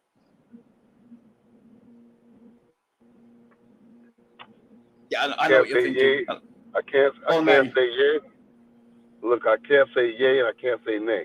You know, it depends on the boxer and what kind of strategy that they are trying to apply. I said to you that if my back was to the wall, I chose Anthony Joshua to beat Oleksandr Usyk. I figured that Joshua would fight like a big man. He's going to put a lot of pressure on Usyk. He's going to lay on him, maul him, brawl him, and by round 9 through 11, too tired to fight, he stops him. But okay, I also said to you, I say that with caution. With caution. Because if he doesn't fight like that, then he's going to be what? In trouble. That's what I said to you. You did. And that's exactly what happened. He didn't fight the proper way, and in the 7th round, I thought that he's gonna knock either Anthony Joshua out. Yep. I felt that if he had pressed the envelope the way I would have had him do, if he came back in that corner after the 7th round, when he came back in that corner, I would have told him, "Hey man, what are you doing? You got this guy knocked out. Go out there and finish it. Go out and finish it." I would let him go because I know that Usyk would go if the corner tell him. And he said he held back because the corner instructed him. He's an obedient guy. He's very obedient to what the corner's instructions are. But I would have did just the opposite of what the corner did. I said, no. Go after him now. Because Anthony Joshua was dejected. He was hesitant. And I felt that he could have been had at that time. Okay. Charlie Stevens asked the question. He says, I am 72 years old. Who have seen the best of the past eras? My opinion is that the skill level of today's boxers is very low compared to the past boxers. Salute to Mr. Bashir. You know, your voice is cracking up very bad now. Let's try again. I am 72. This is Charlie Stevens. He says, I'm 72. Who has seen the best of the past eras? My opinion is that the skill level of today's boxer is very low compared to the past boxers. Salute to Bashir. Yes, I agree. I agree with him. You know, there's no teachers. This is evident. I'm in a total agreement with him. It's evident because there are no teachers. There are a lot of hot shots. There are a lot of hot shots around that think that they know. And they're making all kinds of critical mistakes concerning today's boxers simply because they're too arrogant and too disrespectful to go out and try to learn. So they go out there like with a blindfold on their eyes and they're teaching. They call themselves teaching, but that's they're just messing up. You know what? Their qualified careers to be prematurely ended because they don't know what they're doing. And they're too loud to say, I don't know what I'm doing. I need somebody to teach me. So I'm in agreement with him because there are no teachers. There are no teachers.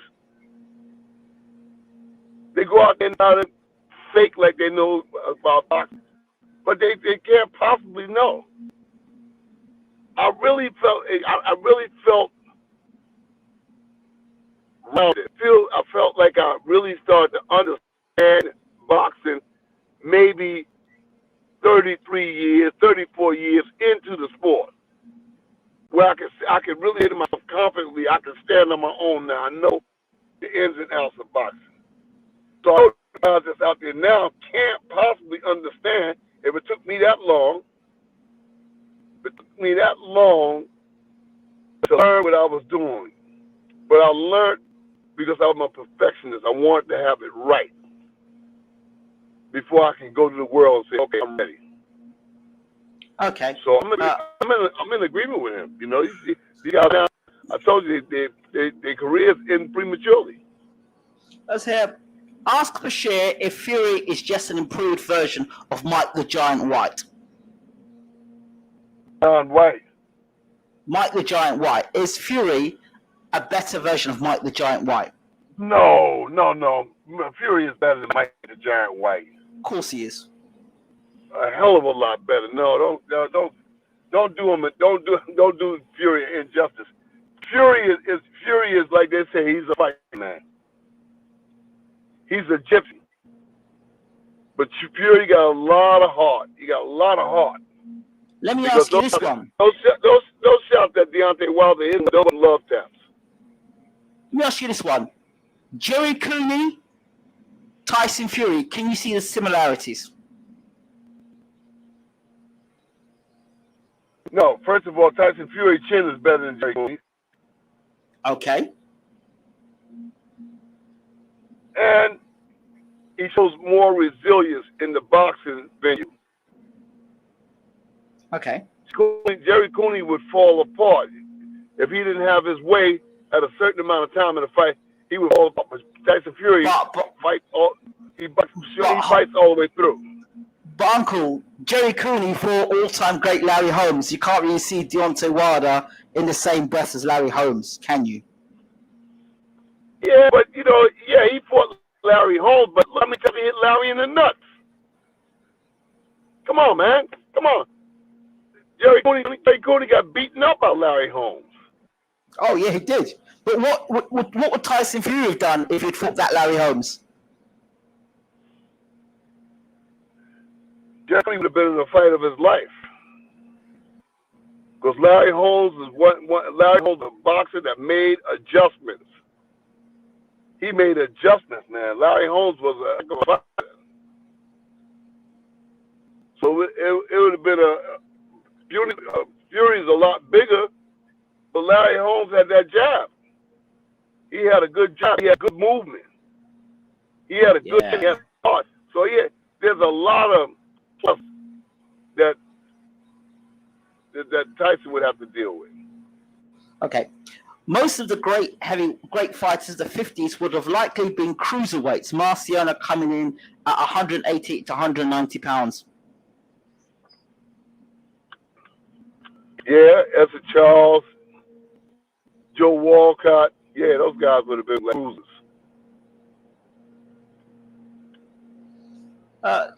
Super Joe Cole says, I've watched one of your interviews and learned about names today most people don't know. So I think Super Joe J. Cole fan is complimenting you there, Uncle.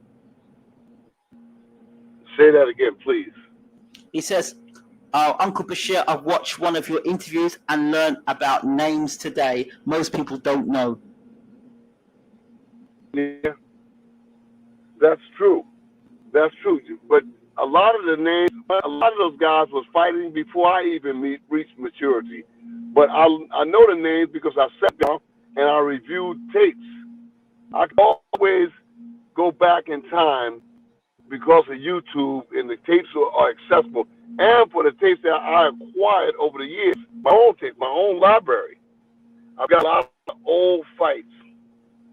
And I sit back and I can always identify with those fights in working with the guys that I'm working with currently. So I always compare the guys that I'm working with currently to one of those guys from the past, and I break the technique down and say, okay, I can apply that there to the fighters I have now.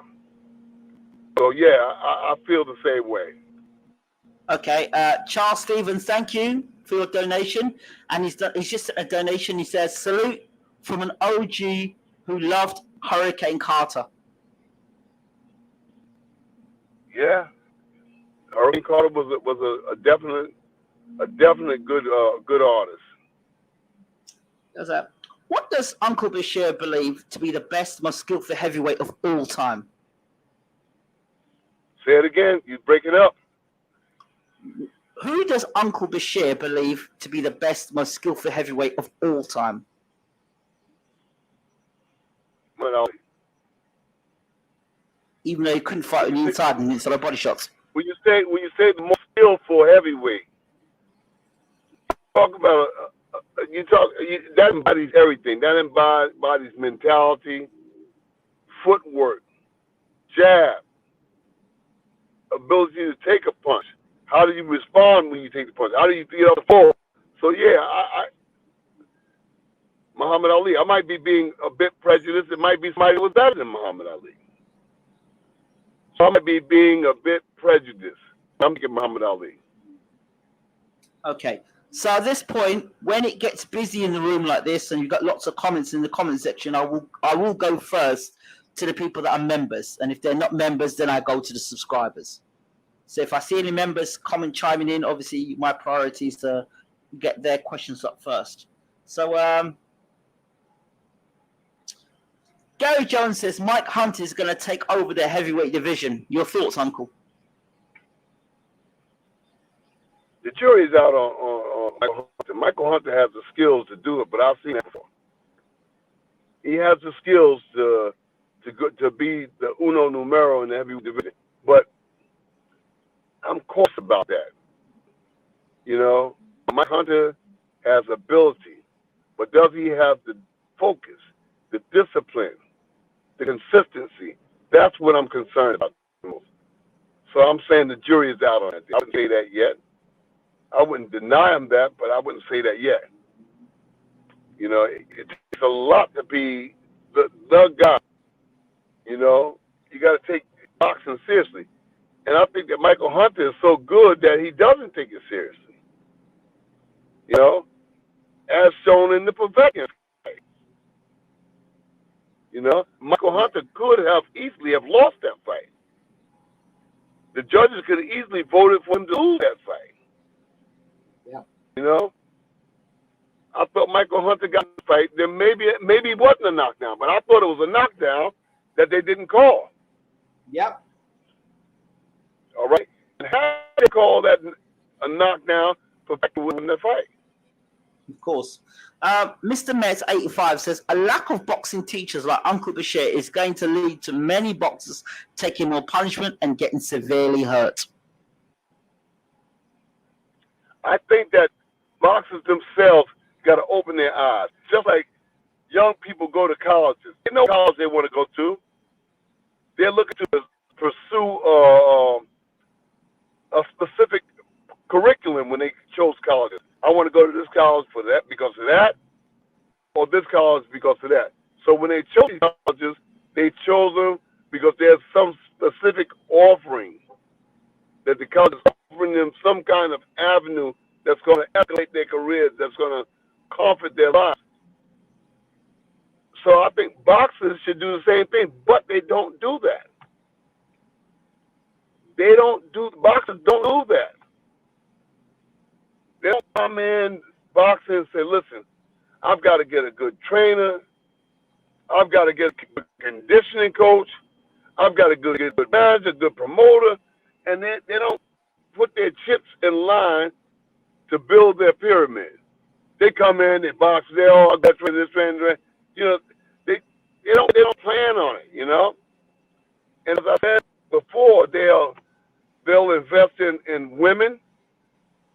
They'll invest in cars. They'll invest in jewelry. They'll invest in some businesses, but they won't invest in a trainer. They won't invest in a teacher, and that startles me. I'm saying, how could they take all this money and put it in all this other stuff and don't invest in good teachers? Absolutely. We take things for granted, you know. This young man that lost over the weekend, Ajagba. Yep. After Ajagba walking through the division, knocking people out, people knocking him out, and he's been reading his own press clips. You know, he's reading his own press clips because he thinks everybody's afraid of him. But this is pro boxing, and everybody's not going to be afraid of you. You know what I'm saying? Everybody, I mean, I had to explain that today. Frank Sanchez exposed that driver. But I think Frank Sanchez is going to become a heavyweight champion of the world, Uncle. That's my bet. That's the guy I'm riding on to become world champion. And I think Frank Sanchez can beat Usyk. Today, I think he can beat Usyk. Really? Yes. I got to go back and look at it. That guy's footwork, his movement. Go ahead, Uncle. He's a very disciplined boxer. He's a very focused, disciplined boxer. He knows to step on the gas, and he knows when to take his foot off the gas. So I think that he's a very good fighter, and it remains to be seen if he's going to be heavyweight champion. He beat Ajagba with ease, absolute ease, not even a struggle. Took Ajagba's best shot, and just when he wanted to, exploded, dropped Ajagba, and then just stepped back off the gas afterwards. But the main thing to me was that he was unfazed by F.A. Ajagba. That's my point, exactly. Totally unfazed. He was totally unfazed by F.A. Ajagba. He said, hey, settle down a little bit and take this with you. Pop. Hit him in his mouth. Pop, bang. Get back over here. What are you doing? You know, he was totally at ease when he did that. And he issued a sound boxing lesson to F.A. Ajagba. I had to explain on a TV show today about why F.A. Ajagba lost. I just said he got beat by a guy. He should never have been in the ring with Frank Sanchez. It was just the class. It was a bad matchup for F.A. Ajagba, a brilliant matchup for Frank Sanchez. He just, either Frank Sanchez, either F.A. Ajagba is not understanding what Ronnie Shields is teaching, or Ronnie Shields is not teaching at all. Now, it's one of the two. I don't know which one. What about the third one? What about the third one? F.A. Ajagba just doesn't want to box. F.A. Ajagba doesn't want to box. And he wants out of the game. Because, you know who he reminds me of? Another African that was training with Joseph Parker.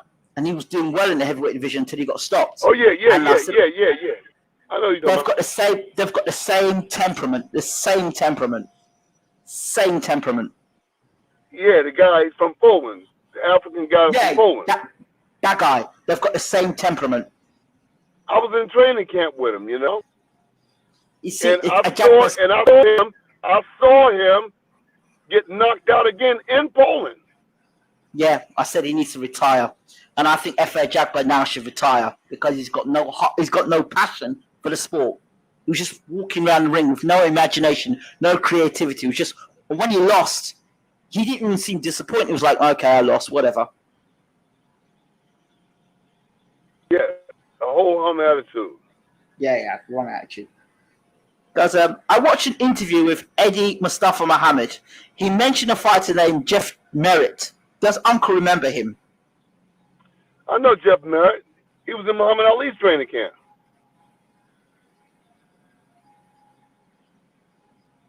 Okay. Jeff Merritt, and he was a hard puncher, too. He wasn't that big, though. Jeff Merritt's 2, if that. But he was a hard puncher with big feet. I know him from the Muhammad Ali training camp.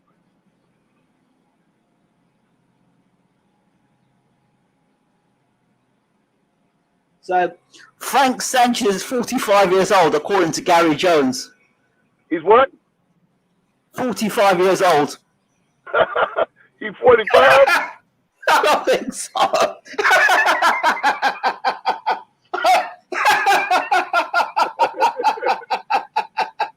Oh, you guys are carrying. That's not right. Hey, Gary Jones is not right. That's not right. Look. That's not right. I don't know how old Frank Sanchez is. All I know is that Frank Sanchez can box, man. He can box, man. I live for guys like Frank Sanchez. So absolutely. Big up to Frank Sanchez. I like that, Big up to Frank Sanchez. I love boxing. I like boxing. I want to see some skills in there, man. I don't want to see two guys. I can come out here into the parking lot and see two guys throwing punches. But I like technique, bobbing, weaving, and catching. Catching counter with the left hook right here. I want to see some boxing. I want to see some education, man. That's what boxing is for me. Yes. Gary Jones says Cuban and African ages are different for real. Yeah, I agree, but I don't think Frank Sanchez is 45. I don't think he's 45. Luis Ortiz is about 60 for sure. Well, Uncle, somebody asked me a question, and I think I'm going to ask you the question live. And as you know, I'm in another sport at the moment, still working with that sport, but I've always had a passion to coach in the sport of boxing. And I said that if the window of opportunity opened and I closed the world of sport that I'm currently committed in, the first person I would come to is you, and given your permission, I would study under you and watch and learn from you. What are your thoughts on that? And what would you advise for anybody who wanted to become a boxing trainer? Your thoughts? Well, first of all, I'd advise you to get this audio fixed, man. I'm going to get it done this weekend, Uncle. Damn, man. I'll get it, yeah, we'll get it done this weekend. We'll get it fixed this weekend for sure. Yeah, you did it one time. I remember one time we talked for hours and it would be no interruptions. And now we got the interruption all the time. I think it's something to do with the internet. Maybe so. And I'm going to try and, well, before we speak again, I'm going to get some new equipment and see if it's that or it's the internet. It's one or the other. Definitely get some new equipment. I think that everybody that's training boxers should take what they do seriously. Everybody in boxing that I see in boxing has a certain air and arrogance, the ones that I'm encountering, and they don't really know.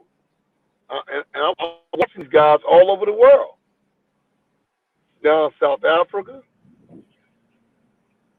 in Ukraine, in Russia, and here in America. And everybody's out there telling they got this person, they got that person. I'm training this fighter, I'm training that, and they're messing up. They're screwing up. They're screwing up because they've never learned themselves. Because they don't know boxing history, Uncle.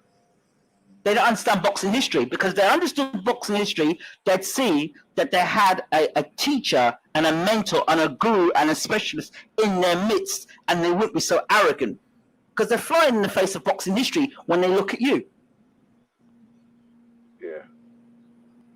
That's what it is. I mean, in my sport, in the sport that I'm coaching, all the people that I've learned from are people that have done it at the highest level and have done like 30, 40, 50 years. They're the people I look to, and the OGs. They're the people I get my knowledge from and listen to and watch and still watch today. And that's been the key to my successes at every level. So it would be I'd be shooting myself in the foot to enter the sport in boxing and think, oh, I can do this. You have to have there has to be some sort of lineage. You have to understand that you follow the greats, see what the greats have done, watch what the greats have done, carry their bags, carry their jockstrap, carry whatever needs to carry, watch them in the gym, carry their bags, watch them clean the gym floor, and just watch the process of these great trainers work. That's how you learn. And keep your mouth shut and watch and ask questions. Yeah. But today's society isn't. But it's not. But everybody's a one guy. I really don't care because it makes my job easier when we're in a ring against each other. It makes my job easier because I know that those other people don't know. And I encounter the same thing when I go to Ukraine, when I go to Russia, and even places here in the States. You know, everybody thinks that they know, and I sit back and I look at them and say they think they know, but they don't know. And those are the things that I'm gonna, and those are the things I'm gonna use against them when they come into a ring versus one of my guys. I'm gonna use that same lack of knowledge against them because they never learned how techniques of training a box. They never learned that technique. They're out there in the blind. They walking around blind. They don't know what they're doing. And even now, you know, there's certain people that reject what I'm saying. But those people rejecting what I'm saying are probably the ones I'm talking about. So what would you advise me to do in terms of transition, leaving the sport that I'm in to dedicate myself 100% to the sport of boxing? What would you suggest?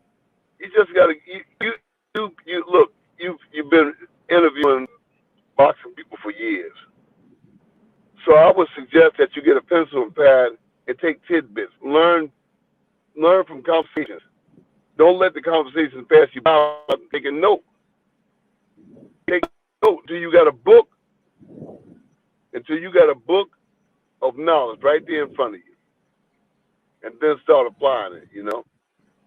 You've talked with me dozens of times over the years. Since 2013, Uncle. So never mind Malik Scott's 2 years with Wilder. I mean, if I haven't learned little tidbits from you, but then the practicals. You can't beat the practicals, Uncle. You can't beat the practicals. You can't beat smelling, being in the gym. You can't beat those key moments. You can't beat those things. And that's why someone like yourself would be awesome to just sit and watch. Just watch. Watch. Because in the key moments, those key moments when a fighter's in trouble or key moments in training, I can take all the notes in the world down, but that's being a copycat. And that's what a lot of people struggle with. They're copycat, but the original, that extra sauce, that ability to be able to switch things up when necessary. When you're copycatting, you can't switch things up.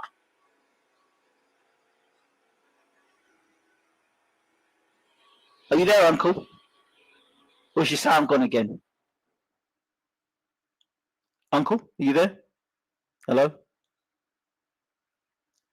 Has your sound gone, Uncle? Uncle? There, your sound's gone. Your sound's gone, Uncle.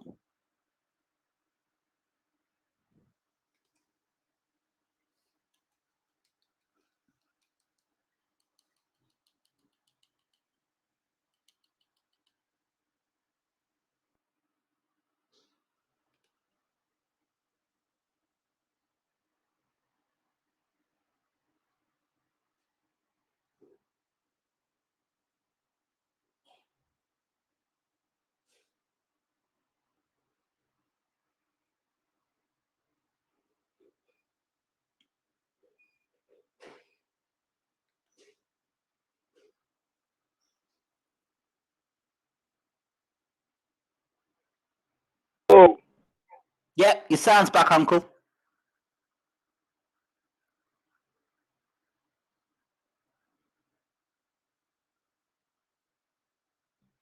Yep. Uncle, yeah, your sound's back now.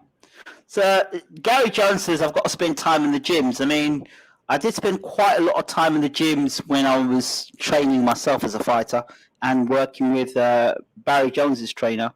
Barry Jones, two-time champion of the world, and what's his name? Steve Robinson's trainer. And he was about the same age as Uncle Bashir, Ronnie Rush over in Cardiff. And then I spent some time over in Roy Jones's gym as well and worked in the gym with one of Don King's gyms. And they had Randall Bailey in that gym and a few other fighters as well. So I did get some experience. Of course, that was for a couple of years there, but it's a difference between training and fighting and then being a coach. It's totally different. So, yes, that's definitely a valid point. What else, Uncle, do you think I could do? I mean, it's no transition. Listen, for that particular thing, for starters, right? Once you've mastered that, you have to take note. You have to take note. That's one of the most valuable things is to understand something. Observation. Take note. To this day, I still take notes. You say things sometimes that I take note of. Wow. Wild man takes notes. You know what I'm saying? I got plenty of notes right here in this phone. Notes that I think that raised my consciousness. You know what? I need to copy that. I need to remember that. I need to observe that from time to time in the fight, in the gym, in my life. Never get a smart that you can't learn. Absolutely. Now both fights, I kind of found were identical. Joshua and Usyk and Wilder and Fury, because in both fights, there were windows of opportunity where both guys, I believe, could have closed the show. But because their trainers were either inept or unable to use the experience to push that fighter through, we got the results that we had. I saw Deontay Wilder go to Joshua's body one time with a right hand, right on the top. Fury, and then Fury turned him, spun him. And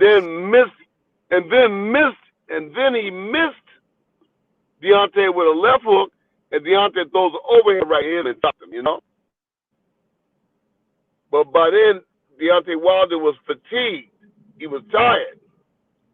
So anything would have knocked him down. But I asked myself, the right hand they threw on top of the cup, how does he miss that left hook? And he missed it.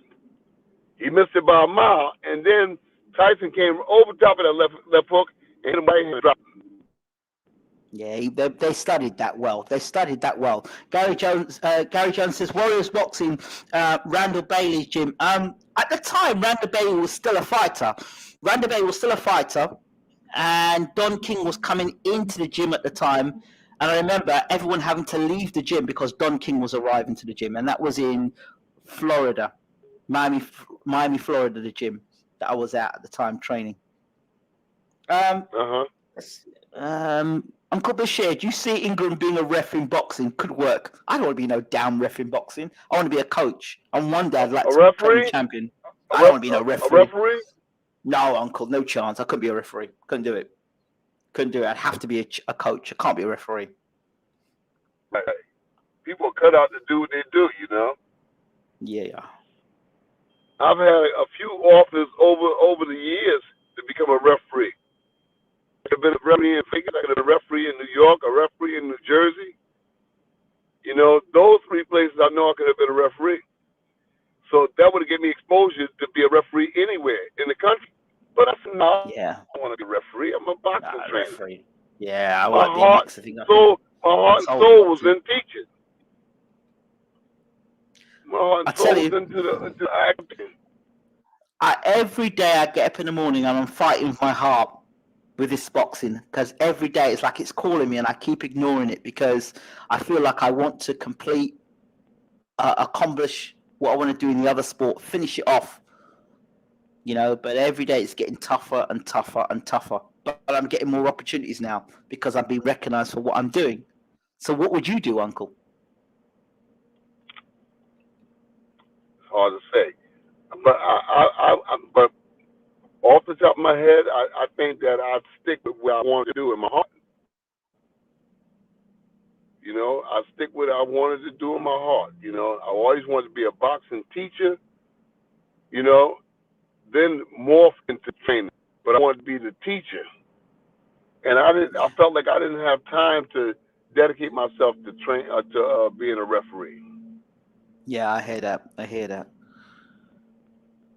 It's like one thing, you've started a journey out for a while and you want to, there's certain thing I want to accomplish. But I am now looking for the exit door to get into boxing, like full time. Because I spend more time, if I look at my contacts, 98% of my contacts are boxing. I know what, if I were you, and this is just what I'm saying, just a suggestion. Okay. You're very good at this. You're very good at broadcasting. Yes. You're very good at interviewing. Yeah. What I would do, I'd go out to what kind of stores do they have down in Nigeria? There's lots of them. Big stores, big for equipment and stuff like that there, like televisions and all things like that. I would go down to that store. I would take some money and I'll go down there. I would invest in some good internet and some good broadcasting equipment and get this shit.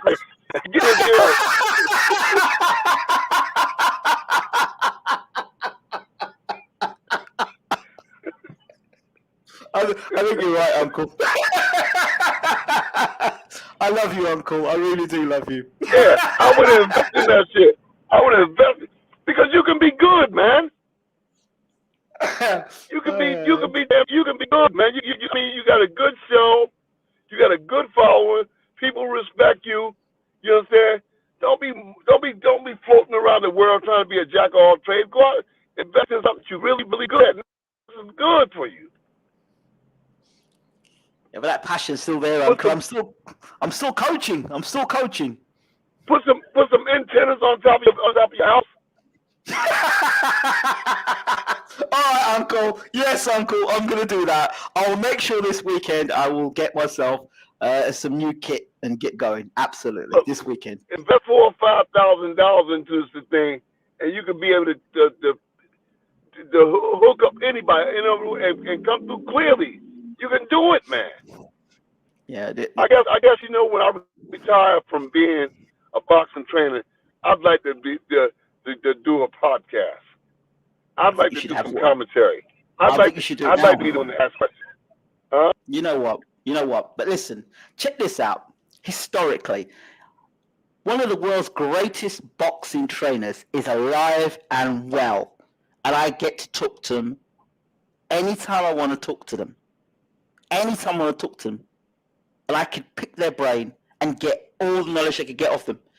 And I'm in another sport doing something else with not even the sort of support that I would get in boxing, and I'm still doing it. Although I'm getting some support now in cricket I've never had before. And I think to myself, how could I live my life down knowing I had one of the greatest boxing trainers in my midst and not take a chance? It's not even taking a chance and not back myself. I've created many a champion in one sport, and why can't I take that and back myself in a sport that I have arguably a lot more love for? I think that these times that we spend on the airways communicating and critiquing the boxing sport, I think that these times are invaluable, because in the years to come, sooner or later, I'm going to exit this life and still have these interviews. You understand? You'll still have these interviews you all go back to. So invest some money in some equipment.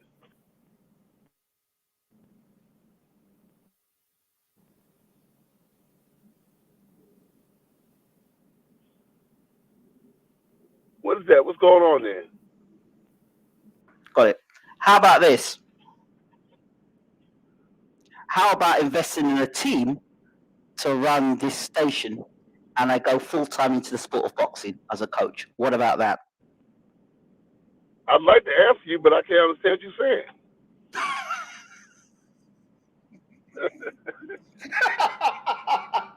All right, Uncle. All right, I'm going to get myself some...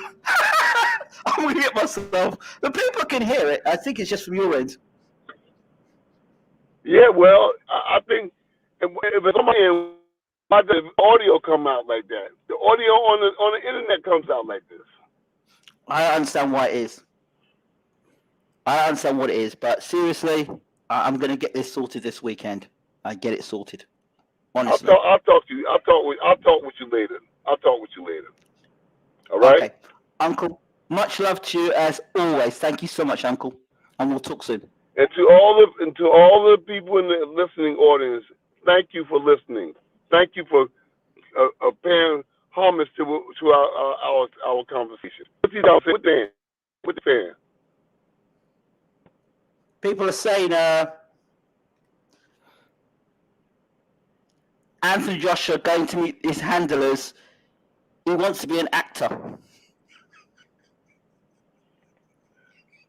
Anthony Joshua could be, with all the money that he got, he could be anything he want to be. Yeah, absolutely right, Uncle. I don't think that these guys are giving people the quality that they could give them. You know, they're just getting by. You know. Yeah. We'll talk later. I got to see you. All right, Uncle. We'll talk soon. Take care.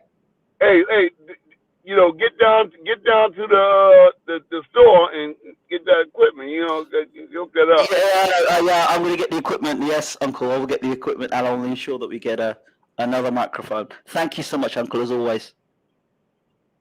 Peace out. Peace out, everybody. Thank you so much. Let's go here. Let's go here. Let's do this. And let's do this.